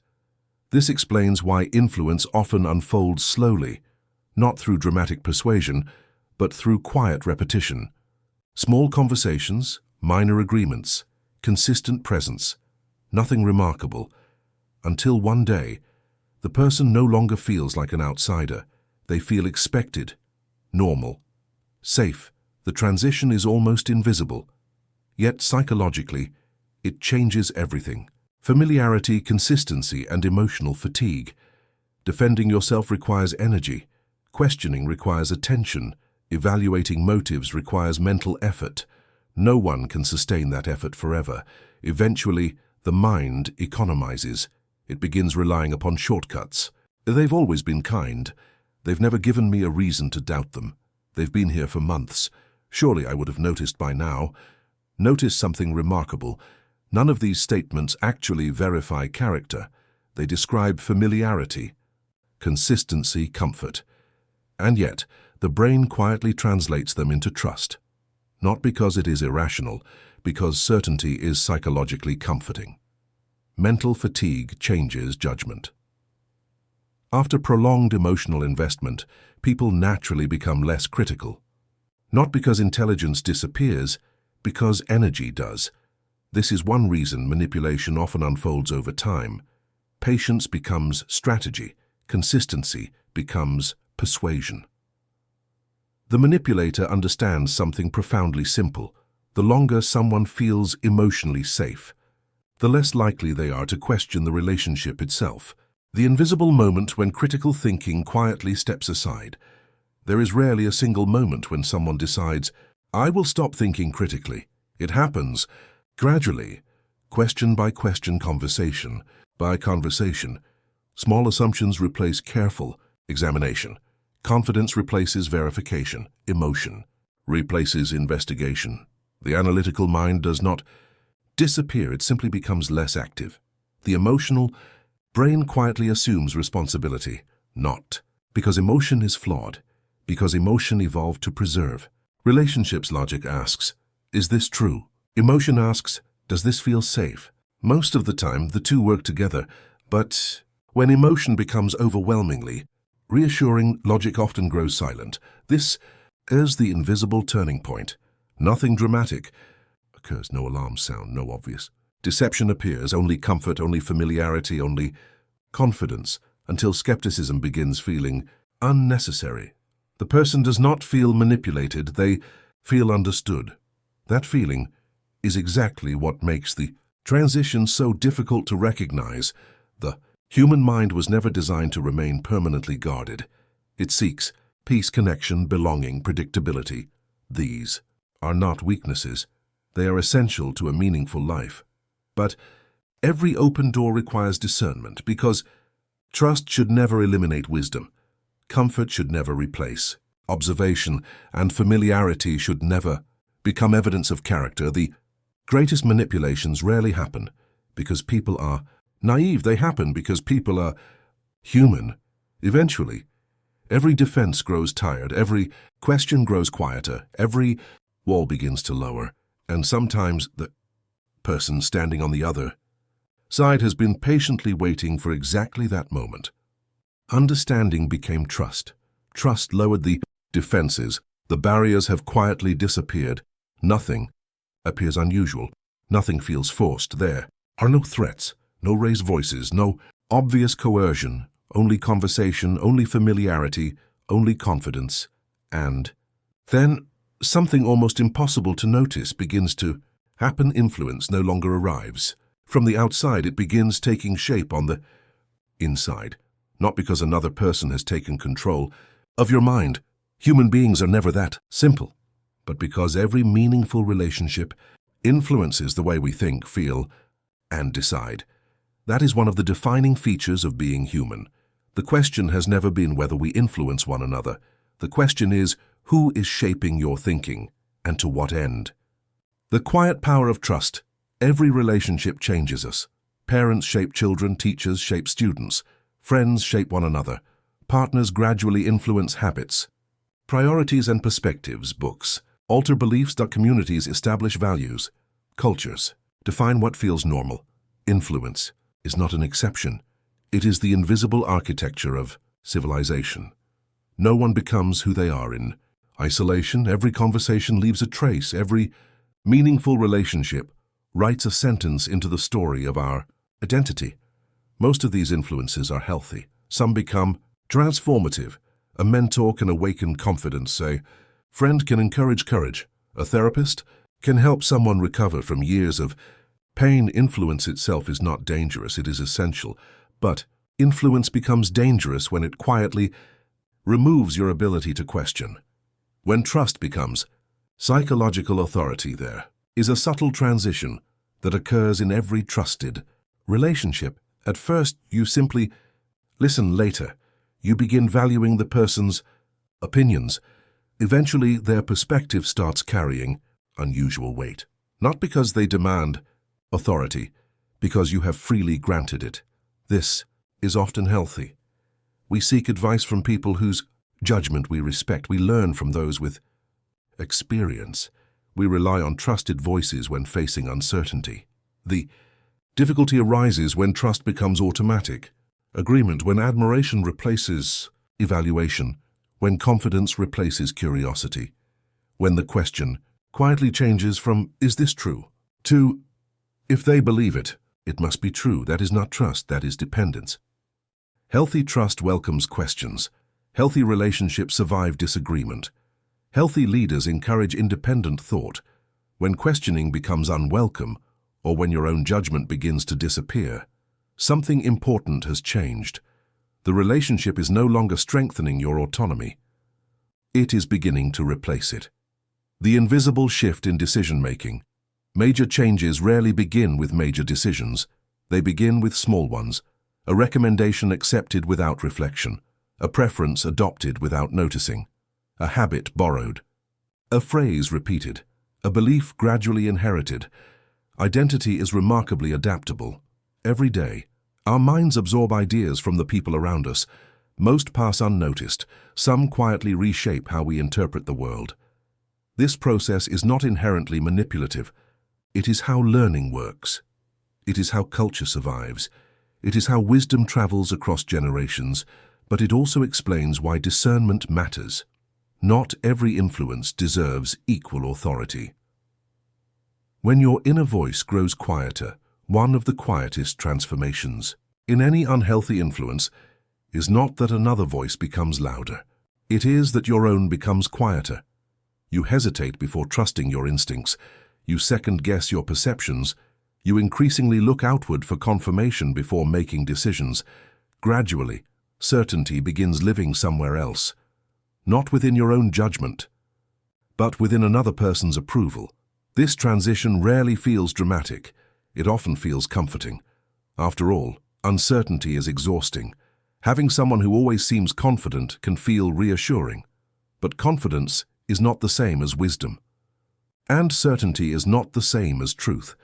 A healthy relationship strengthens your ability to think. An unhealthy one slowly weakens your willingness to do so. The difference between guidance and control. There is a profound difference between guidance and control. Guidance equips you to stand on your own. Control encourages you to remain dependent. Guidance invites questions. Control discourages them. Guidance celebrates your growth. Control quietly fears your independence. Guidance says, "Think for yourself." Control says, "Think like me." Sometimes these differences are obvious. Sometimes they are subtle, which is why the healthiest relationships do not ask you to surrender your judgment. They strengthen it. The best teachers want students who surpass them. The best leaders create more leaders. The best friends encourage authenticity, not imitation. The best mentors celebrate the day they are no longer needed. That is influence at its highest expression, not creating followers, creating independent thinkers. Every human life is shaped by influence. That is unavoidable. We learn through one another, grow through one another, heal through one another. But influence should never require the disappearance of your own judgment. Trust should deepen your humanity, not diminish your agency. Understanding should expand your perspective, not imprison it. The healthiest relationships do not replace your inner voice. They help you hear it more clearly, because genuine wisdom does not ask for unquestioning loyalty. It invites thoughtful reflection. Manipulation seeks dependence. Love seeks freedom. Control seeks obedience. Truth seeks understanding. The difference between them is rarely found in what is said. It is revealed by what happens to you over time. Do you become smaller or stronger, more fearful or more free, more dependent, or more capable of standing on your own? That question is the quiet measure of every influence you allow into your life. Every conversation leaves traces. Every click tells a story. Every pause, every search, every scroll, every hesitation becomes information, not information in isolation, information in context. One decision reveals little. 1,000 decisions begin revealing patterns. 10,000 begin revealing habits, and habits are among the strongest predictors of future behavior. For most of human history, understanding another person required proximity. You had to know them, live beside them, work with them, observe them. Relationships were the price of insight. Today, that equation has changed. Many of the systems surrounding us do not know us the way a friend knows us. They do not understand our dreams. They do not love us. They do not possess consciousness. But they are remarkably good at recognizing patterns. And sometimes, patterns are enough. The world that remembers everything. Memory was once a human limitation. We forgot conversations, lost photographs, misremembered details. Time slowly erased our footprints. The digital world behaves differently. It remembers. Not perfectly, not forever, but often far longer than we do.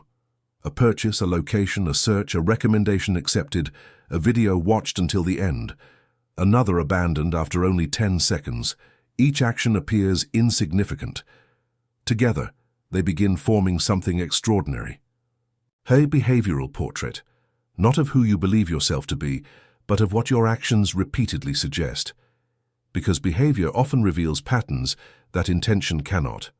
We may describe ourselves one way. Our habits sometimes tell a different story. The modern world runs on signals. Every interaction becomes a tiny piece of evidence. One piece means almost nothing. Millions of pieces.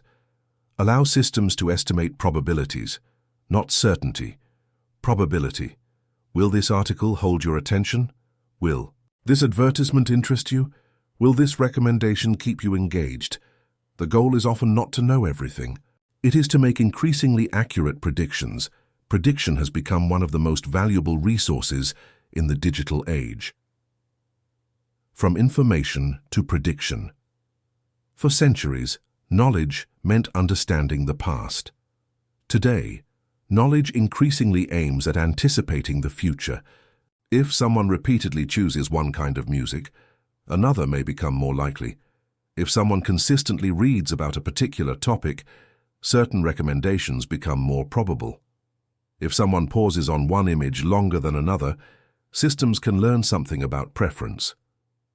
These are not perfect predictions. Human beings remain wonderfully unpredictable. We change, we surprise ourselves, we make irrational decisions, we grow. Yet even imperfect predictions can become remarkably useful when applied across millions of people. Because patterns emerge where isolated events appear random. Prediction quietly changes power. The person who understands yesterday possesses knowledge. The system that estimates tomorrow possesses influence. Not because it controls the future, because it can shape the environment in which choices are made. What appears before you? What remains hidden? What captures your attention? What quietly disappears?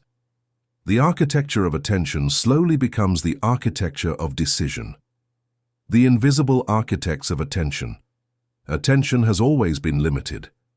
There are more books than one lifetime can read, more conversations than one person can have, more ideas than one mind can fully explore. Something has always determined where attention goes. In previous generations, that role often belonged to editors. Teachers. Families, communities today. Digital systems increasingly help organize what billions of people see each day. Their purpose is not identical. Some prioritize relevance, some prioritize engagement, some optimize convenience, some serve commercial goals. Whatever the objective, the result is similar. Attention becomes guided, often invisibly. Most of the time, we experience only the content placed in front of us. Rarely do we notice everything that never appeared. The unseen options quietly shape the visible world. When the blueprint draws itself in earlier chapters, the blueprint was created through conversation, observation, listening, trust. Now the blueprint grows continuously, without introductions, without handshakes, without eye contact. Every interaction adds another brushstroke. No single action defines you. No single search reveals your identity, but patterns accumulate. The portrait becomes sharper, not because machines understand your soul, but because they recognize recurring behavior, and recurring behavior is often enough to estimate what may happen next. The blueprint is no longer static. It updates, learns, adapts. Every day. This does not mean the future has been written. Human beings are not algorithms. We possess imagination, reflection, conscience, the ability to choose differently tomorrow than we did yesterday. That freedom matters. It is what separates prediction from destiny. Yet the more predictable our habits become, the easier they are to anticipate, the easier they are to respond to, and sometimes to influence. The age of manipulation has changed. It no longer depends only on a persuasive stranger, or a charismatic leader, or a trusted friend. Influence now operates through systems that never sleep, systems that observe patterns, estimate probabilities, and quietly shape the environments through which billions of decisions are made. They do not need to know everything about you, only enough to become increasingly accurate. The question is no longer, who is watching? The deeper question is, who is learning? Because every moment spent in the digital world leaves a trace. Every trace becomes a signal. Every signal contributes to a pattern. And somewhere those patterns are helping shape the next thing you will see. The invisible version of you that never stops growing. Runtime. 40-50 minutes, you are followed everywhere. Not by a person, not by a detective, not by a hidden camera, but by a pattern, an invisible version of yourself, assembled quietly from thousands of ordinary moments. Every search, every click, every purchase, every pause, every video watched until the end. Every article abandoned halfway through, every location visited, every notification opened, every recommendation ignored. None of these moments appear important. Individually, they are almost meaningless. Together, they begin describing someone. Not perfectly. Not completely, but often with surprising accuracy. Without realizing it, we leave behind something far more revealing than photographs. We leave behind behavior, and behavior is remarkably difficult to fake. The invisible profile built from everyday behavior. Imagine meeting someone for only 5 minutes. You would know almost nothing about them. Now imagine observing their daily routines for 5 years. You would begin noticing patterns: when they wake, how they spend free time, what consistently captures their attention, which habits never change. Human beings reveal themselves through repetition, not isolated moments. The digital world functions in much the same way. It does not depend on one action. It observes accumulation. One late-night search says very little. Hundreds of late-night habits begin revealing routines. One purchase reveals almost nothing. Years of purchases begin suggesting priorities. One moment reflects curiosity. Thousands reveal preference. The portrait emerges slowly, almost invisibly, until eventually the pattern begins speaking louder than any single decision ever could. Why tiny actions reveal larger patterns? Human beings often believe the important moments define them. Graduations, marriages, career changes, great successes, great failures, these moments certainly matter. But psychologists have long recognized another truth. Habits often predict far more than milestones. Because habits repeat, they reveal what we consistently choose, not occasionally, but daily. The smallest decisions, repeated often enough, become remarkably informative. Do you reach for your phone the moment you wake up? Do you read before sleeping? Do you seek novelty or familiarity? Do you consume endlessly or create deliberately? No single choice answers these questions. Patterns dupont patterns transform isolated behaviors into meaningful signals. The extraordinary thing about patterns is that they often become visible before we consciously notice them ourselves. We may believe our routines are temporary, our habits suggest otherwise. We may believe we value one thing. Our attention repeatedly moves somewhere else. This is not hypocrisy, it is humanity. We all contain contradictions. The difference is that patterns quietly expose them. How data becomes a behavioral portrait. Imagine an artist painting a portrait. One brushstroke reveals almost nothing. Another adds shape. Another adds color. Another adds light. Hours later, a face emerges. Behavioral information works similarly. No single action defines identity, but every repeated action contributes another brushstroke. Gradually, preferences appear. Routines emerge. Interests become visible. The portrait becomes increasingly detailed, not because every detail is known, because enough details begin pointing in the same direction. This is the nature of probability. The picture is never perfect, yet it often becomes useful. The remarkable reality is this: the portrait is rarely built from dramatic secrets, it grows from ordinary life. Morning routines, reading habits, shopping patterns, music preferences, travel routes, sleeping schedules, tiny fragments, quietly accumulated. The extraordinary is often hidden inside the ordinary. The gap between who we say we are and what our habits suggest. Perhaps the most fascinating discovery is that identity exists in two different forms. There is the person we describe, and the person our repeated actions describe. Sometimes they are beautifully aligned, sometimes they are surprisingly different. We say health matters. Our routines reveal little movement. We say relationships matter. Our attention remains elsewhere. We say learning matters, yet ours quietly disappear into distraction. This is not an accusation, it is an observation. Human beings often aspire toward one life while practicing another. The gap between intention and habit is one of the defining struggles of the human condition. This invisible gap explains why habits matter so profoundly. They reveal not merely what we believe, but what we repeatedly reinforce. Character is shaped less by isolated decisions than by recurring ones. Every repetition strengthens a pattern. Every pattern gradually strengthens an identity, until eventually we begin becoming what we repeatedly practice, whether consciously or unconsciously. Living beside your digital shadow. Perhaps the strangest part of modern life is that many of us now live beside an invisible twin.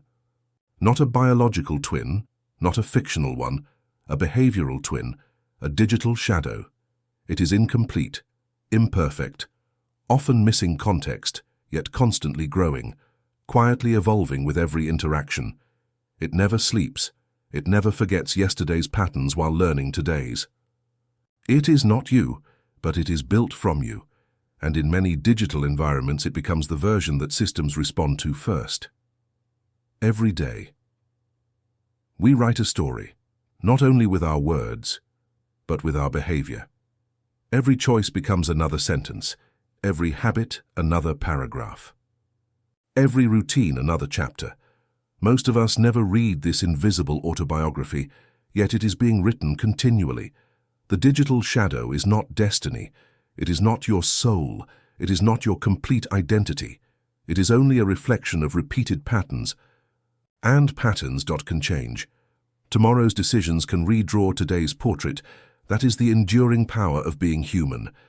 We are never finished. We remain capable of becoming someone new.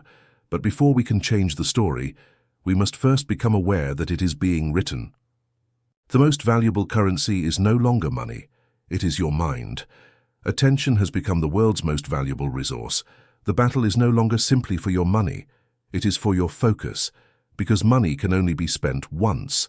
Attention can shape every future decision, every belief, every desire, every habit, every purchase, every relationship, every ambition. Long before someone can influence what you buy, they often compete to influence what you notice, and what you repeatedly notice slowly becomes your reality. Attention is the new economy. Every civilization has built itself around valuable resources. There was an age when land represented power. Then came industry, oil, manufacturing, information, today. Another resource quietly sits above them all: human attention. Every waking moment contains only so many seconds, only so much concentration, only so much curiosity, only so much mental energy. Unlike information, attention is finite. You can create more content. You cannot create another hour inside the day. Every moment spent looking at one thing is a moment unavailable for something else. Attention is not simply valuable because it exists. It is valuable because it is limited. Scarcity creates value, and nothing in modern life is scarcer than undivided attention. This explains why so many digital experiences compete so intensely for a single glance. The first click, the next swipe, one more notification, one more recommendation, one more video, one more article, one more scroll. Each interaction appears insignificant, yet together they determine where human awareness spends its life. The modern economy increasingly rewards those who can consistently attract and retain that awareness. Why your focus is more valuable than your money. Most people believe companies compete primarily for customers. Increasingly, they compete for attention first, because attention creates opportunity. Without attention, ideas remain unseen, products remain unknown, stories remain unheard. Influence begins with visibility. Before anyone can persuade you, they must first become part of your awareness. This is why the first competition is rarely for agreement. It is simply for presence, to exist inside your field of vision. Repeatedly, consistently, until familiarity quietly begins replacing novelty. Think carefully about your own day. How many things asked for your attention before breakfast? Your phone. Messages, news, emails, recommendations, advertisements, social feeds, headlines, alerts, each one competing for a tiny fragment of awareness. Individually, they seem harmless. Collectively, they create an environment where uninterrupted thought becomes increasingly rare. The economics of distraction is not always accidental. In many environments, capturing attention is part of the business model. The longer people remain engaged, the greater the opportunity to present information, services, or advertisements. This does not mean every product or platform has identical goals. Different systems optimize for different outcomes, but they often share one reality. Human attention is valuable, extremely valuable. This creates powerful incentives to design experiences that encourage people to return.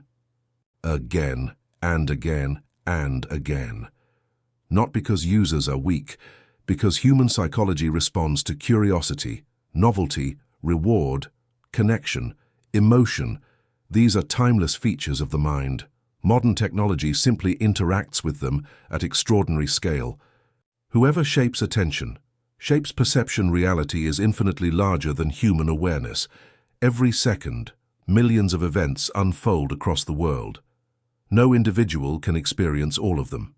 Attention therefore acts as a filter. It determines which tiny fraction of reality enters consciousness. The stories you repeatedly encounter begin feeling common. The ideas you seldom encounter begin feeling rare. The voices you hear most often begin sounding increasingly normal, not necessarily because they are objectively dominant, but because they occupy more space inside your awareness. Perception quietly follows exposure. Exposure quietly follows attention. Attention becomes the invisible architect of worldview. This is not simply about politics or advertising or entertainment. It touches every area of life. What success looks like, what beauty looks like, what relationships should look like, what failure means, what happiness requires. Our understanding of reality is shaped partly by experience and partly by whatever repeatedly enters our field of attention. The mind cannot reflect on what it never encounters. Reclaiming the most precious resource. If attention has become the world's most valuable resource, then protecting it becomes one of the most important acts of modern life. Attention determines learning. Learning shapes thinking. Thinking shapes decisions. Decisions shape character. Character shapes destiny. The path begins much earlier than we imagine. It begins with where awareness rests. Every deliberate moment of focus becomes an investment. Every unnecessary distraction becomes an unseen cost. The question is no longer simply, what am I looking at? The deeper question becomes, what is this teaching my mind to become? The marketplace of the 21st century is unlike any before it. Its greatest commodity cannot be mined. It cannot be manufactured. It cannot be stored in warehouses. It exists only within human consciousness. Attention. Every day, countless voices compete for it. Some seek to educate. Some seek to entertain. Some seek to inspire. Some seek to persuade. Most simply seek to be noticed. The challenge of modern life is not merely deciding what deserves your money, it is deciding what deserves your mind, because wherever attention repeatedly goes, identity quietly follows. Prediction is not mind reading. It is pattern recognition at scale. Your attention has become the currency. Your habits have become the data.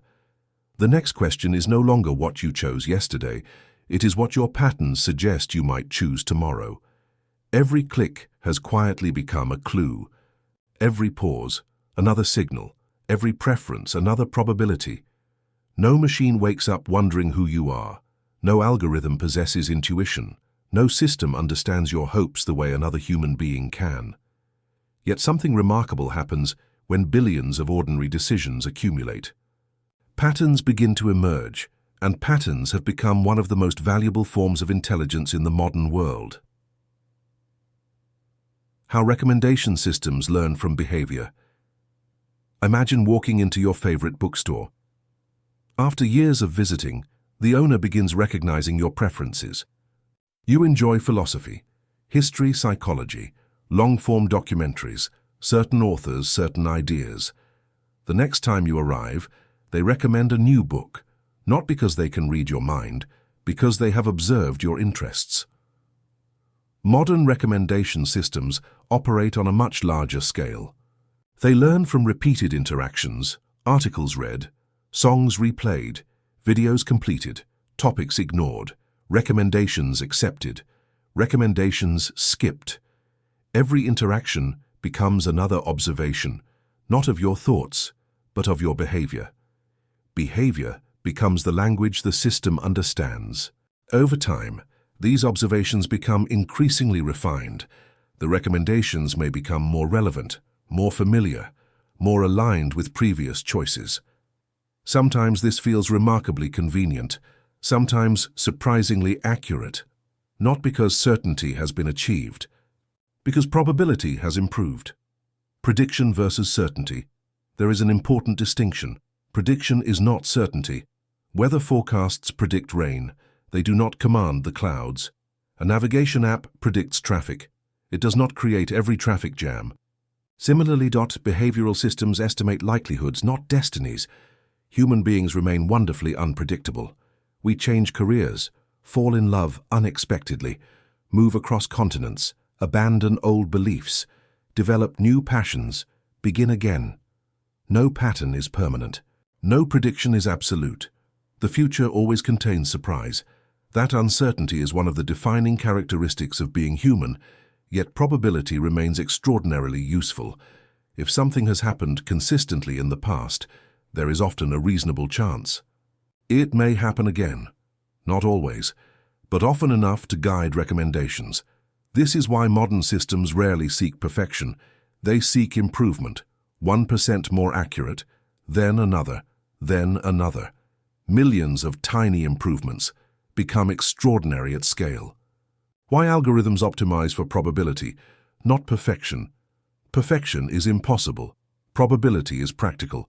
Imagine trying to predict every decision made by 8 billion people.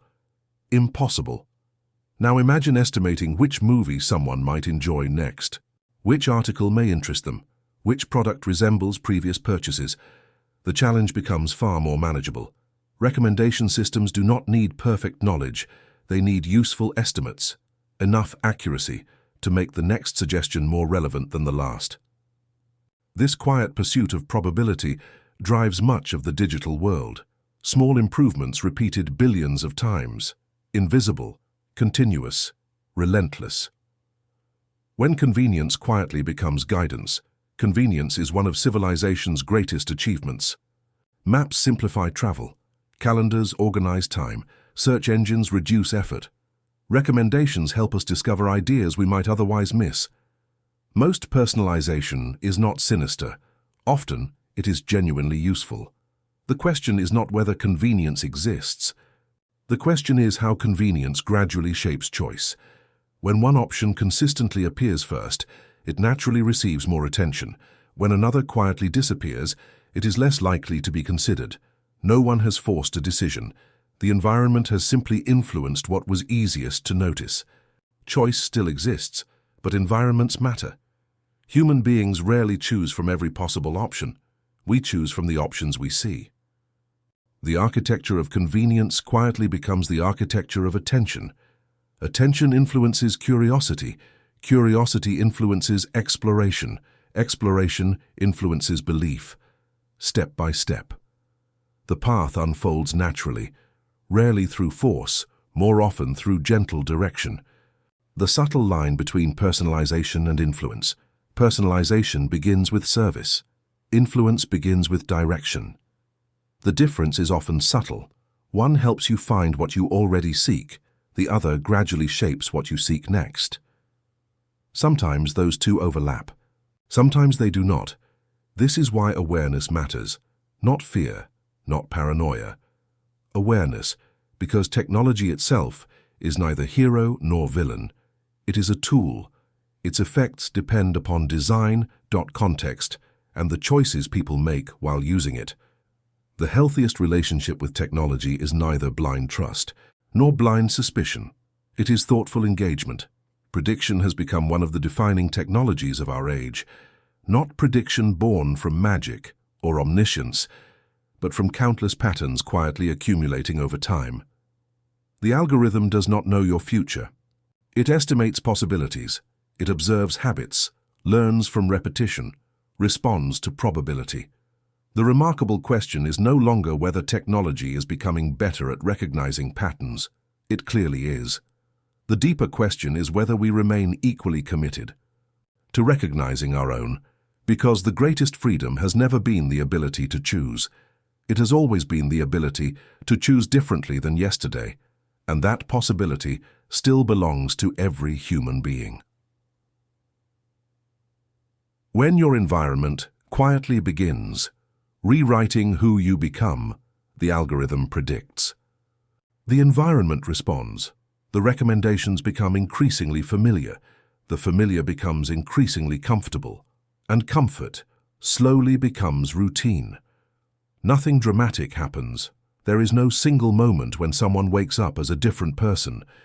Identity rarely changes through one decision. It changes through thousands of repeated experiences. One article, one recommendation, one conversation, one habit, one ordinary day after another. The greatest transformations are often invisible while they are happening. Only in hindsight do they appear obvious. When recommendations begin shaping identity, recommendations begin as suggestions, books you may enjoy, music you may appreciate, films that resemble those you've watched before, articles related to previous interests. Most of the time this feels helpful. It saves effort, reduces uncertainty, makes discovery easier. But recommendations do something else as well. They influence exposure, and exposure quietly influences familiarity. The more often an idea appears, the less foreign it feels, the the more naturally it enters consideration, not because repetition proves something true, but because the human mind is built to learn through repeated experience. This principle shapes education, language, culture, tradition. It also shapes habits. The ideas surrounding us gradually become part of the environment in which our thinking develops. What surrounds the mind slowly enters the mind, not all at once, but one encounter at a time. The feedback loop between behavior and belief. Human behavior is rarely one-directional. Beliefs influence actions. Actions reinforce beliefs. The relationship moves in both directions. Imagine someone who begins exercising regularly. The habit changes the schedule. The schedule changes self-perception. Gradually, they begin seeing themselves as someone who values health. Behavior strengthens identity. Identity encourages further behavior. The loop continues. This process appears throughout human life. Learning, relationships, creativity, leadership, confidence. Repeated action slowly reshapes self-understanding. The same principle applies in digital environments. The more frequently certain choices are made, the more similar opportunities may appear. Those opportunities encourage similar choices. Patterns reinforce themselves, not because anyone consciously intends it, because feedback naturally strengthens repetition. How repeated exposure influences preferences. Preferences are not frozen, they evolve. Music once ignored becomes beloved. Foods once disliked become comforting. Ideas once unfamiliar become understandable. Repeated exposure does not guarantee acceptance, but it often reduces unfamiliarity. The unfamiliar demands attention. The familiar requires less effort. This is one reason routines become so powerful. The environments we repeatedly inhabit quietly become part of us. Books influence language, friends influence humor, communities influence values, media influences expectations. None of these forces acts alone. Yet together, they help shape the landscape of our thinking. This does not mean people lack free will. Far from it. Human beings remain capable of questioning assumptions, changing direction, leaving unhealthy environments, seeking new perspectives. Growth often begins with intentional exposure to ideas beyond what already feels comfortable. The mind expands when it encounters something unfamiliar and chooses to engage with it thoughtfully. Becoming the person. Your patterns predict. There is an unsettling possibility, not that algorithms determine identity, but that unchecked habits quietly do. Every repeated decision strengthens a pathway. Every routine becomes easier to repeat. Eventually, the familiar feels inevitable. The danger is not that prediction exists. The danger is forgetting that prediction is based on yesterday. Human beings are not obligated to remain consistent with their past. The future has never belonged to probability alone. It also belongs to intention, to reflection, to courage, to the willingness to interrupt an old pattern and begin a new one. The most powerful prediction in your life should never become your prison. Reclaiming authorship over your own identity. Perhaps. The most important question of the digital age is not, who is influencing me?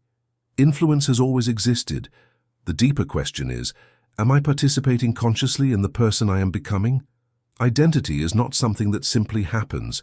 It is something continually shaped through attention, habit, reflection, choice, the environments you enter, the conversations you pursue, the books you read, the people you trust, the ideas you revisit. Every one of these becomes part of your internal architecture. No algorithm can fully define you. No recommendation can completely explain you.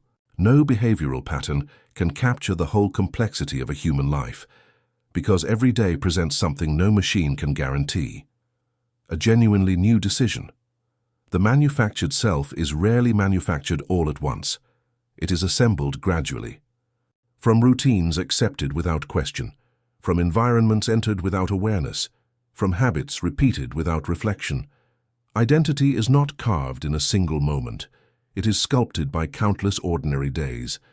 Yet there is extraordinary hope hidden inside that truth. Because if repetition can shape identity, then intentional repetition can reshape it. If habits can narrow a life, new habits can expand it. If yesterday's patterns created today's person, today's decisions can begin creating tomorrow's. The greatest act of freedom is not escaping influence. That is impossible. The greatest act of freedom is choosing your influences with wisdom, examining your habits with honesty, and refusing to let yesterday write every page of tomorrow. You are not merely the product of your environment, you are also one of its architects. And every conscious choice places another stone in the foundation of the person you are still becoming. The freedom that begins with awareness. For thousands of years, human beings searched for freedom. Freedom from kings, freedom from empires, freedom from poverty, freedom from oppression, freedom from fear.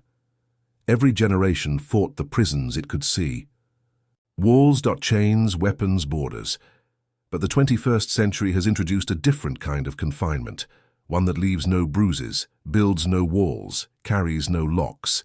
A prison constructed not from steel, but from attention, habit, comfort, prediction, and invisible systems quietly shaping the environment around us. Throughout this journey, we have followed a single thread. We watched transparency become data. We watched data become prediction. We watched prediction become personalization. We watched personalization begin shaping attention. We watched attention quietly influence habits, and habits begin shaping identity. Nothing happened all at once. No dramatic takeover. No single turning point. Only thousands of tiny moments, tiny choices, tiny conveniences, tiny compromises, until an invisible architecture quietly surrounded everyday life. The most powerful cages are rarely built overnight. They are built one ordinary decision at a time. The remarkable truth is this: most people never notice the cage because comfort rarely announces itself as captivity. Routine feels safe. Familiarity feels natural. Convenience feels helpful. Predictability feels efficient. And slowly, what once served us begins defining us, not through force, but through repetition. The prison becomes invisible precisely because it becomes normal. But every prison has one weakness. It loses its power the moment it is fully seen. Awareness changes everything, not because awareness instantly solves every problem, but because unconscious patterns can only govern unseen lives. Once recognized, they become choices. Once examined, they become negotiable. Once questioned, they begin losing their automatic authority. Freedom rarely begins with escape. Freedom begins with perception, seeing clearly, thinking deliberately, choosing consciously. Knowledge alone, however, changes nothing.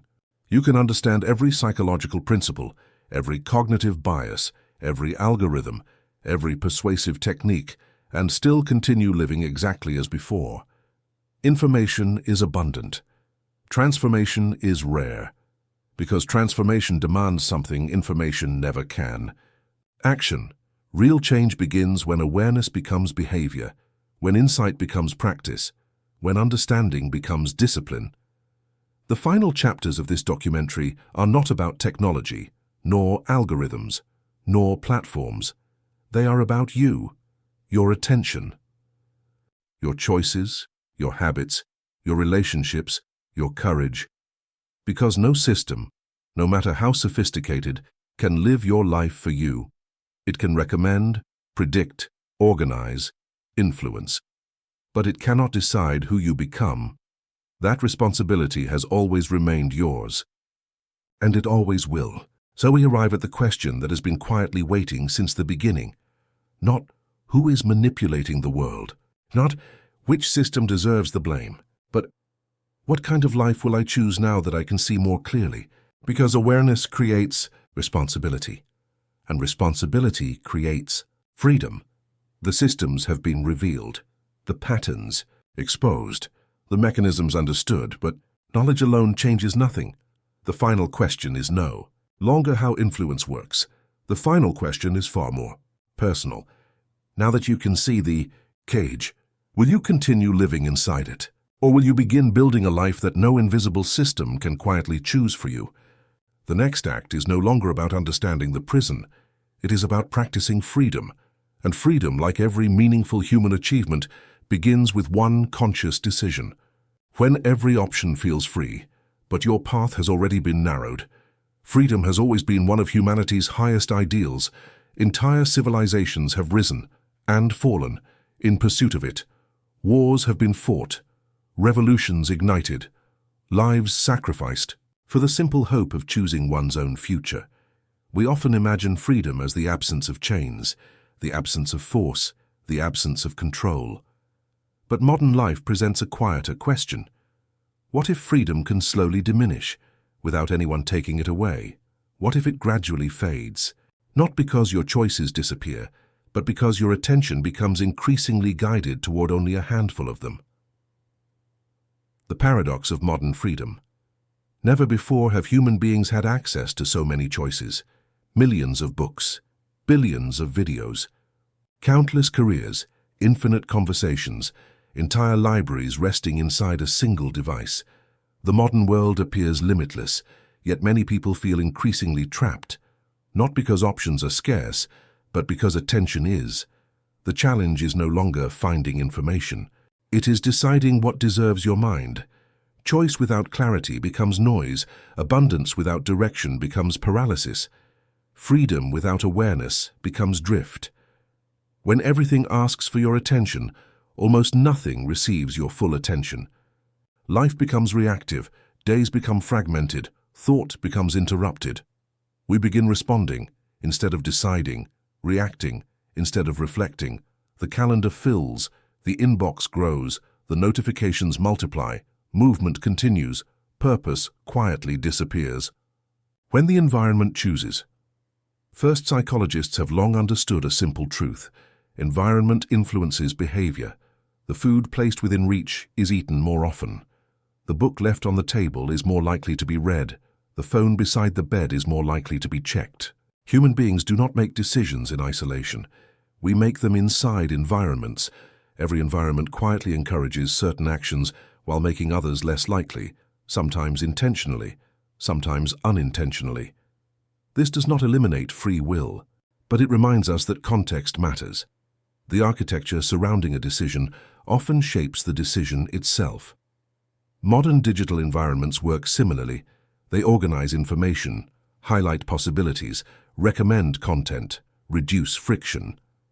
Most of the time, this is helpful, but every design choice also influences what becomes visible and what quietly remains outside awareness. The question is not whether environments shape behavior. They always have. The question is whether we remain conscious of how they shape ours. Reclaiming deliberate choice. The opposite of manipulation is not isolation. It is awareness. The opposite of distraction is not silence. It is intention. Freedom is strengthened every time we pause before acting, every time we ask, "Is this what I truly want?" instead of, "What comes next?" That pause may last only a few seconds, yet within it lives one of humanity's greatest abilities. Reflection, the space between stimulus and response. The moment where habit no longer dictates the future, where awareness interrupts automation, where conscious choice quietly returns. The invisible cage is not built because choices disappear. It is built when we stop noticing how our choices are shaped. Freedom does not require infinite options. It requires conscious participation. Every day, the world offers countless directions. Some are chosen for us, some are suggested to us, some quietly compete for our attention. But the most meaningful path is rarely the loudest one. It is the one we choose deliberately. The cage begins to weaken. The moment awareness becomes action, because no algorithm, no platform, no environment can replace the quiet courage of a human being who decides to live intentionally. The freedom to choose begins with the ability to focus. Every meaningful change begins in the same place, not with more time, not with more money, not with better technology, not with another productivity system. It begins with attention, because attention is the doorway through which every experience enters your life, every memory, every skill, every relationship, every belief, every dream, every regret, passes through the same narrow gate. Where your attention rests, your life gradually follows. Most people spend years trying to change their circumstances. Far fewer learn to change what consistently captures their awareness. Yet that is where transformation quietly begins. Attention is the foundation of freedom. Freedom is often misunderstood. Many imagine it as the ability to do whatever they want, but psychologists and philosophers have long recognized another dimension. True freedom includes the ability to govern one's own mind, to direct thought instead of being carried by it, to choose deliberately instead of reacting automatically. A person who cannot control their attention will struggle to control anything else. Because every decision begins there. Attention shapes thought, thought shapes action. Action shapes habit, habit shapes character, and character quietly shapes destiny. The battle for freedom begins long before any visible decision is made. It begins in the invisible landscape of awareness. Every morning your attention awakens before your ambitions do, before your goals, before your plans. Something immediately asks for it, a notification, a headline, an unfinished conversation, a memory, anxiety about the day ahead, curiosity, excitement. Fear. Attention is always claimed by something. The only question is whether you choose its destination or allow the world to choose it first. The discipline of deep focus is becoming increasingly rare, not because human beings have become less intelligent, but because uninterrupted attention has become increasingly difficult to protect. Modern life rewards responsiveness. Answer quickly, reply immediately, stay connected, remain available, be informed. Yet the greatest works of humanity were rarely created through constant interruption. Great discoveries required sustained concentration. Great books demanded uninterrupted thought. Great art emerged from long periods of immersion. Mastery has always required depth. Depth requires time, and time requires attention. Focus is uncomfortable, not because concentration is unnatural, because distraction has become familiar. The first minutes of deep work often feel restless. The mind reaches for stimulation, for novelty, for something easier. But beyond that discomfort, another state begins to emerge. Thought slows, ideas deepen, connections appear, the noise gradually disappears. What initially feels difficult eventually becomes peaceful. This is the paradox of attention. The mind resists the very state in which it performs its best work. Breaking automatic habits, much of life unfolds automatically. The same morning routine, the same commute, the same conversations, the same reactions. Habits are extraordinary tools. They reduce mental effort. They help us navigate ordinary life, but habits can also become invisible prisons, because what is repeated often enough eventually escapes conscious awareness. We stop deciding, we simply continue. The phone is unlocked without thinking. The application opens automatically. The thumb scrolls almost by instinct. Minutes quietly become hours. Not because anyone planned it, because repetition became reflex. The first step toward freedom is surprisingly simple. Notice. Notice the moment before the habit begins. Notice the impulse.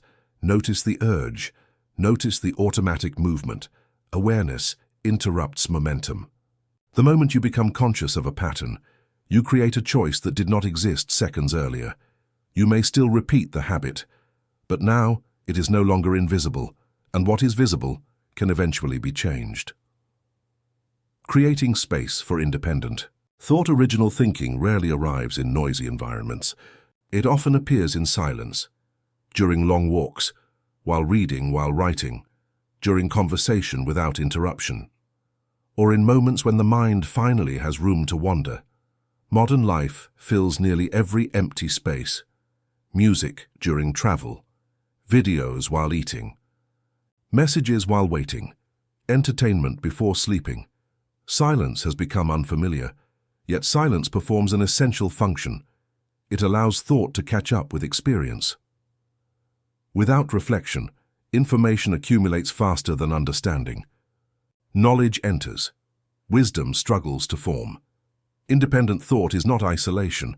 It is the willingness to examine ideas before adopting them, to question, to compare, to reflect, to remain curious. Not every popular belief deserves acceptance. Not every trending opinion deserves agreement. The healthiest minds remain open, without becoming unguarded, curious without becoming unquestioning. True independence begins where deliberate reflection replaces automatic reaction. The first step toward escaping the invisible cage. Many people search for a dramatic breakthrough, a single book, a perfect system, one life-changing realization. Transformation is usually less dramatic. It begins with ordinary decisions repeated consistently. Protect 1 hour of uninterrupted focus. Read one thoughtful chapter instead of endless headlines. Sit quietly before reaching for a screen. Ask one more question before accepting an answer. Create something before consuming something. Small acts, repeated daily, gradually reshape the architecture of the mind. Freedom is rarely reclaimed through one extraordinary decision. It is rebuilt through thousands of ordinary ones. Attention is more than concentration. It is authorship. Every moment you consciously direct your attention, you quietly reclaim ownership of your life. Because attention determines what you learn. Learning shapes what you believe. Belief influences how you act. Action becomes habit. Habit becomes identity. The invisible cage is not escaped in a single leap. It is dismantled one conscious choice at a time. One distraction resisted, one meaningful conversation embraced, one uninterrupted hour protected, one deliberate decision repeated tomorrow. The world will always compete for your attention. That competition will never end. But there is one decision that no algorithm, no notification, and no system can make for you. The decision about what deserves your mind. And in that decision, your freedom begins. Becoming intentionally unpredictable. The greatest freedom is the ability to become someone your past could never have predicted. Every prediction is built on the past. Every recommendation is built on repetition. Every pattern is built on yesterday. But you are not yesterday. The most extraordinary quality of the human mind has never been its consistency. It has been its capacity for transformation. A machine predicts by extending the past into the future. A human being can interrupt the past and choose a different future. That is the quiet miracle of consciousness. Not that we never develop habits, but that we possess the ability to examine them, challenge them, and replace them. No prediction is more powerful than a person who deliberately decides to become someone new. Why breaking routines restores agency. Routine is one of humanity's greatest inventions. Without it, life would become exhausting. We would reconsider every small decision, every meal, every journey, every morning. Habits conserve mental energy. They allow attention to be directed elsewhere. But every strength carries a hidden danger. When routines remain unquestioned for too long, they quietly become assumptions. The familiar becomes invisible. The repeated becomes automatic. The chosen becomes inherited. Eventually, we stop asking a vital question. Is this still serving the life I want to live? Agency returns the moment that question reappears. Breaking a routine is rarely about rebellion. It is about remembrance. Remembering that you still possess the ability to choose a different route to work. A different book, a different conversation, a different opinion, a different response to the same challenge. These small interruptions remind the mind that life is not fixed. Possibility expands whenever repetition is interrupted with intention. Escaping the expectations of your past. The most limiting expectations are not always imposed by society. Sometimes they are imposed by ourselves. This is just who I am. I've always been this way. People don't change. These sentences sound like certainty, but they often describe habit. Human identity is remarkably adaptive. The person you were 10 years ago is not the person speaking today. New experiences altered your perspective. Relationships reshaped your understanding. Failures refined your character. Success humbled or strengthened you. Growth has always been part of your story. The danger lies in believing it has ended. The future does not ask whether you have always behaved a certain way. It asks only what you choose next. Yesterday provides information, not permission. Your history explains you, it does not imprison you. The past may influence tomorrow, but it never owns it. The value of curiosity over certainty. Certainty feels comfortable. Curiosity feels vulnerable. Certainty closes the conversation. Curiosity begins one. Throughout history, every great discovery started with uncertainty. A scientist asking, "What if?" An explorer wondering, "What's beyond the horizon?" An artist imagining, "Could this be seen differently?" Curiosity has always expanded the boundaries of human possibility, not because it guarantees answers, because it refuses to stop asking questions. The mind that believes it already knows everything becomes difficult to teach. The mind that remains curious never stops growing. Curiosity protects us from intellectual stagnation. It encourages us to seek perspectives beyond our own, to listen before judging, to investigate before concluding, to remain open without surrendering discernment. Growth begins where certainty becomes humble enough to learn. Choosing growth instead of repetition, growth is rarely dramatic. Most transformation arrives quietly. One new habit, one difficult conversation, one page read, 1 hour protected, one fear confronted, one apology offered, one courageous decision repeated until it becomes part of character. The extraordinary life is built from ordinary moments practiced intentionally. Repetition is not the enemy. Unconscious repetition is. When repetition serves your highest values, it becomes discipline. When repetition serves only familiarity, it becomes stagnation.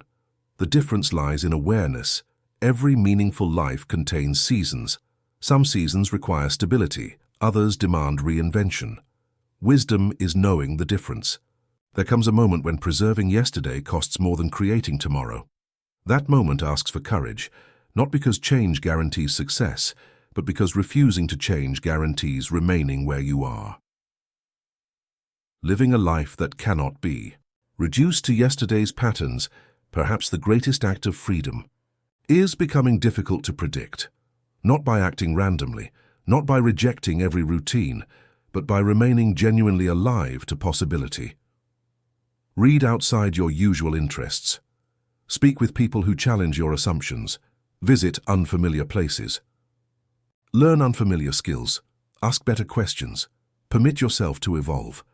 The richest lives are not those that perfectly repeat yesterday. They are those that continue discovering tomorrow. There is something profoundly hopeful about being human. We are never finished. No chapter permanently defines the entire book. No failure writes the final sentence. No success completes the story. Every sunrise quietly offers another opportunity, not to become someone else, but to become more fully who you are capable of being. Every prediction begins with history. Every recommendation begins with repetition. Every expectation begins with what has already happened. But the human spirit has always possessed one remarkable ability: to surprise, to adapt, to forgive, to imagine. To begin again. The invisible cage weakens every time you choose growth over habit, curiosity over certainty, reflection over reaction, purpose over autopilot. Freedom is not the absence of influence. It is the presence of conscious choice. You will always carry your past, but you are never required to become its prisoner. The future remains unwritten, not because it is uncertain, but because you still possess the extraordinary ability to write it. Why the parts of your life that no one sees may become the most important. The greatest freedom is not being seen by everyone. It is becoming someone. Before the world tells you who you should be. In an age where almost everything can be shared, privacy has become deeply misunderstood. Many mistake it for secrecy. Others confuse it with fear. Some assume that if nothing is hidden, nothing can be manipulated. But privacy was never created to protect lies. It exists to protect growth, because not everything meaningful is ready for an audience. Some things need silence before they need applause. Some dreams need time before they need opinions. Some identities need space before they need recognition. The strongest trees begin growing underground, long before anyone admires the forest. Rediscovering. The protective power of healthy boundaries. Every healthy relationship contains boundaries. Not walls, not isolation, boundaries. A wall says, no one may enter. A boundary says, please enter with respect. Healthy boundaries are not signs of distrust. They are signs of wisdom. They recognize that access is earned. Trust develops gradually. Relationships deepen over time. Human beings were never designed to reveal every layer of themselves immediately. We unfold. Conversation by conversation. Experience by experience. Trust is not built through instant exposure. It is built through consistent character. Modern culture often celebrates complete openness. Share everything. Post every milestone, document every emotion, broadcast every opinion. Constant visibility begins to feel normal, yet constant visibility carries an invisible cost when every moment becomes public. Reflection quietly disappears. We begin asking, how will this be received? Instead of, what do I truly think? The audience slowly moves inside the mind, and when that happens, authenticity becomes increasingly difficult to hear. Why not every thought needs an audience? Human beings think in drafts. Ideas rarely arrive fully formed, beliefs evolve, opinions mature, understanding deepens. The first version of a thought is often incomplete. That is not failure, that is learning. Every great writer edits, every scientist revises, every artist sketches before painting. Why should personal growth be any different? Some thoughts are meant to be explored, not announced. Some questions deserve silence before they deserve certainty. Not because they are shameful, because they are unfinished. When every thought immediately becomes public, it becomes difficult to change. People begin defending positions they no longer fully believe, not because they remain convinced, but because changing publicly can feel humiliating. Privacy gives us permission to evolve, to reconsider, to admit uncertainty, to become wiser before becoming louder. Growth often happens in quiet places. The psychology of selective disclosure. Trust has its own rhythm. Healthy relationships unfold gradually. We reveal ourselves one layer at a time, not to manipulate, not to perform, but to discover whether another person has earned deeper access. This process is remarkably human. Every meaningful friendship follows it, every lasting partnership, every genuine mentor, every trusted colleague. Depth grows through consistency, not speed. The strongest relationships are rarely built from immediate vulnerability. They are built from repeated demonstrations of reliability, respect, compassion, integrity. Trust is cultivated, not rushed. Selective disclosure is not pretending. It is discernment. It recognizes that different relationships require different levels of openness. You may tell a close friend what you would never tell a stranger. You may share one part of yourself at work and another at home. This is not hypocrisy. It is context. Healthy identity adapts appropriately without abandoning authenticity. There is a profound difference between wearing different clothes for different occasions and becoming a different person. Wisdom knows the difference. Privacy as freedom, not secrecy. Privacy has always protected more than information. It protects imagination, creation, reflection, healing, transformation. Every meaningful change begins invisibly. A child learns before speaking fluently. An athlete trains before competition. A musician practices before performance. An inventor experiments before unveiling a breakthrough. The world celebrates visible success. It rarely witnesses the private process that created it. Privacy gives excellence room to develop. Without constant judgment, without premature criticism, without unnecessary comparison, secrecy hides out of fear. Privacy often protects out of wisdom. One conceals to deceive. The other preserves space to grow. Understanding this distinction changes everything. Not every chapter of your life requires an audience. Some chapters become stronger precisely because they remain unwatched. Reclaiming the right to develop away from constant observation. There is extraordinary freedom in becoming before announcing, learning before teaching, building before displaying, growing before performing. Not because recognition is wrong, but because roots must deepen before branches can carry weight. The strongest identities are rarely built under constant observation. They emerge through thousands of unseen decisions. The books read when no one is watching, the conversations no one records, the disciplines practiced in silence. Character grows quietly, long before reputation notices. Perhaps this is one of the greatest acts of courage in the modern world. To resist the pressure to constantly display your life, to allow certain dreams to remain private, to let certain victories remain personal, to become secure enough that your worth no longer depends upon being witnessed, because the deepest transformation rarely happens on a stage. It happens in ordinary moments that belong only to you. The world will always encourage you to reveal more, to explain more, to broadcast more, to document more. Sometimes sharing creates connection, sometimes it creates understanding. But wisdom asks a quieter question. Does this moment need an audience, or does it need my attention? Not every achievement requires applause. Not every lesson requires publication. Not every dream requires immediate validation. Some of the most meaningful parts of your life will never be seen by the world. And perhaps that is exactly why they become so powerful. Privacy is not the absence of authenticity. It is the protection of authenticity while it is still becoming. The greatest freedom is not being visible everywhere. It is living with such quiet integrity that your character continues to grow, even when no one is watching. Becoming impossible to manipulate. The greatest protection is not distrust, it is self-mastery.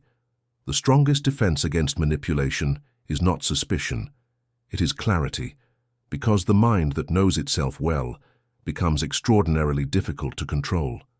Many people imagine manipulation as something dramatic, a grand deception, an obvious lie, a calculated betrayal. Sometimes it is. But more often, influence enters quietly, through urgency, through familiarity, through emotion, through repetition, through convenience, rarely demanding permission, usually asking only for attention. And if there is one lesson this journey has revealed, it is that manipulation succeeds most easily where awareness is absent. Recognizing influence without becoming cynical. Awareness is not the same as paranoia. Recognizing influence does not require believing everyone has harmful intentions. Most people are not trying to manipulate you. Many are trying to help. Some are trying to persuade. Others simply want to be understood. Human communication has always involved influence. Parents influence children. Teachers influence students. Friends influence one another. Books influence readers. Every meaningful conversation changes us, at least a little. Influence itself is not the enemy. The question is whether we remain conscious of it. Cynicism offers a tempting illusion. It promises safety through distrust. It whispers, trust no one. Question everything. Everyone has an agenda, but a permanently suspicious mind becomes trapped in another prison. It loses wonder, connection, cooperation, the ability to receive wisdom. Healthy discernment walks a different path. It remains open without becoming naive, careful without becoming fearful, curious without becoming gullible. Wisdom is not found at the extremes. It lives in thoughtful balance, building psychological resilience. The strongest minds are not those that never encounter pressure. They are those that remain steady within it. Psychological resilience is often misunderstood. It is not emotional numbness. It is not pretending pain does not exist. It is the ability to experience emotion without surrendering judgment, to feel fear without allowing fear to become the decision-maker, to experience anger without becoming controlled by it, to encounter uncertainty without abandoning reason. Resilience is emotional strength guided by conscious awareness. Every difficult experience leaves us with two possibilities. We can become more reactive or more reflective. Pain can narrow perspective or deepen wisdom. failure can become permanent identity or valuable instruction. The difference is rarely found in the event itself. It is found in the interpretation. The strongest minds continually ask one question: what can this teach me? Instead of, why is this happening to me? That single shift transforms suffering into education. Thinking before reacting. Reaction is immediate. Reflection requires time. Modern life rewards speed. Respond now. Reply instantly. Share immediately. React before someone else does. Yet history repeatedly reminds us that humanity's greatest mistakes often begin with impulsive certainty. The space between stimulus and response is one of our most valuable human abilities. Within that pause, emotion settles, perspective expands, judgment improves. The impulse loses its urgency, and reason quietly returns. Every notification invites a reaction. Every headline seeks an emotion. Every disagreement tempts immediate defense. But wisdom asks us to slow down, to verify before believing, to listen before answering, to observe before concluding.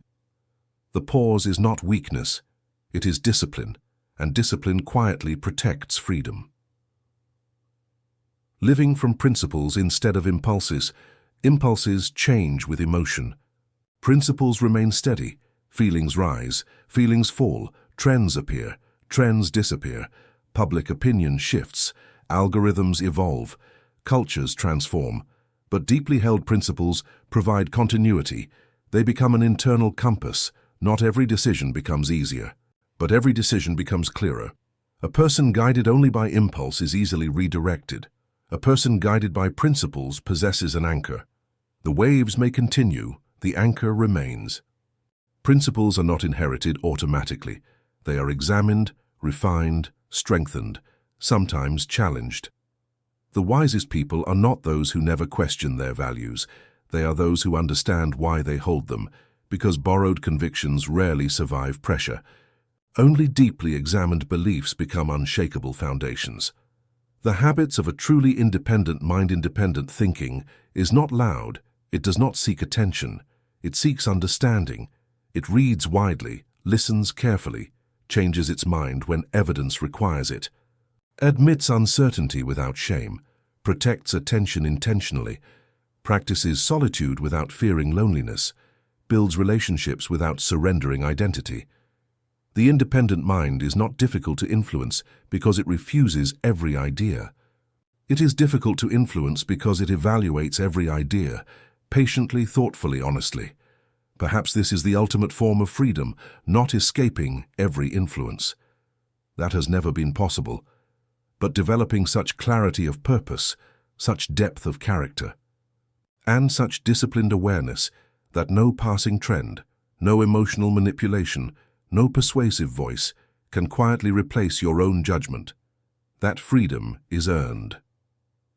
One thoughtful decision at a time. The purpose of this documentary was never to teach fear. Fear narrows perception. Wisdom expands it. The goal was never to convince you that the world is filled with enemies. It was to remind you that awareness is one of humanity's greatest strengths. You cannot control every message you encounter. You cannot prevent every attempt at persuasion. You cannot eliminate influence from your life, but you can strengthen the mind that receives it. You can cultivate attention, protect reflection, practice discernment, develop principles, remain curious, and continue becoming someone whose choices arise from conviction, rather than manipulation, because the strongest defense has never been suspicion. It has always been self-knowledge. The clearer you become about who you are, what you value, and how you choose to live, the more difficult it becomes for anyone else to quietly write your story.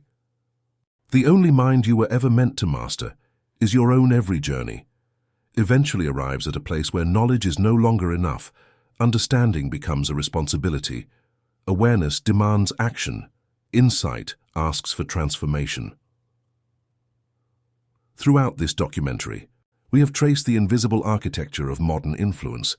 We explored why transparency can become vulnerability, how information becomes psychological leverage, how trust can be manufactured, how algorithms learn from patterns, how attention becomes currency, how habits quietly become identity, how environments influence behavior, how repetition shapes perception, how invisible systems gradually become invisible cages, piece by piece. The picture became clearer, not to inspire fear, but to restore vision, because we cannot change what we refuse to see. But seeing the cage is not the same as leaving it.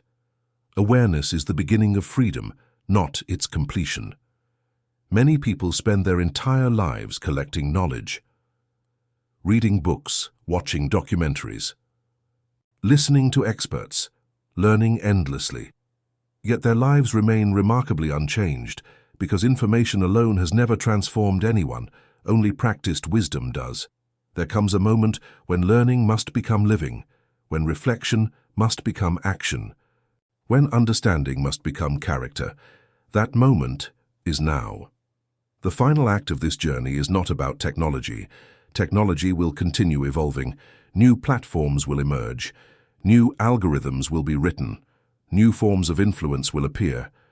The tools will change. Human nature will remain. The greatest challenge has never been keeping pace with machines. It has always been remaining deeply human while living among them. To think carefully in a world that rewards reaction, to remain compassionate in a culture of outrage, to cultivate wisdom in an age overflowing with information, to protect silence in a civilization addicted to noise, to choose purpose where distraction is always available. That is the deeper struggle, and it has always been. The invisible systems have been explored. The psychology has been revealed. The habits have been examined, but one question still remains.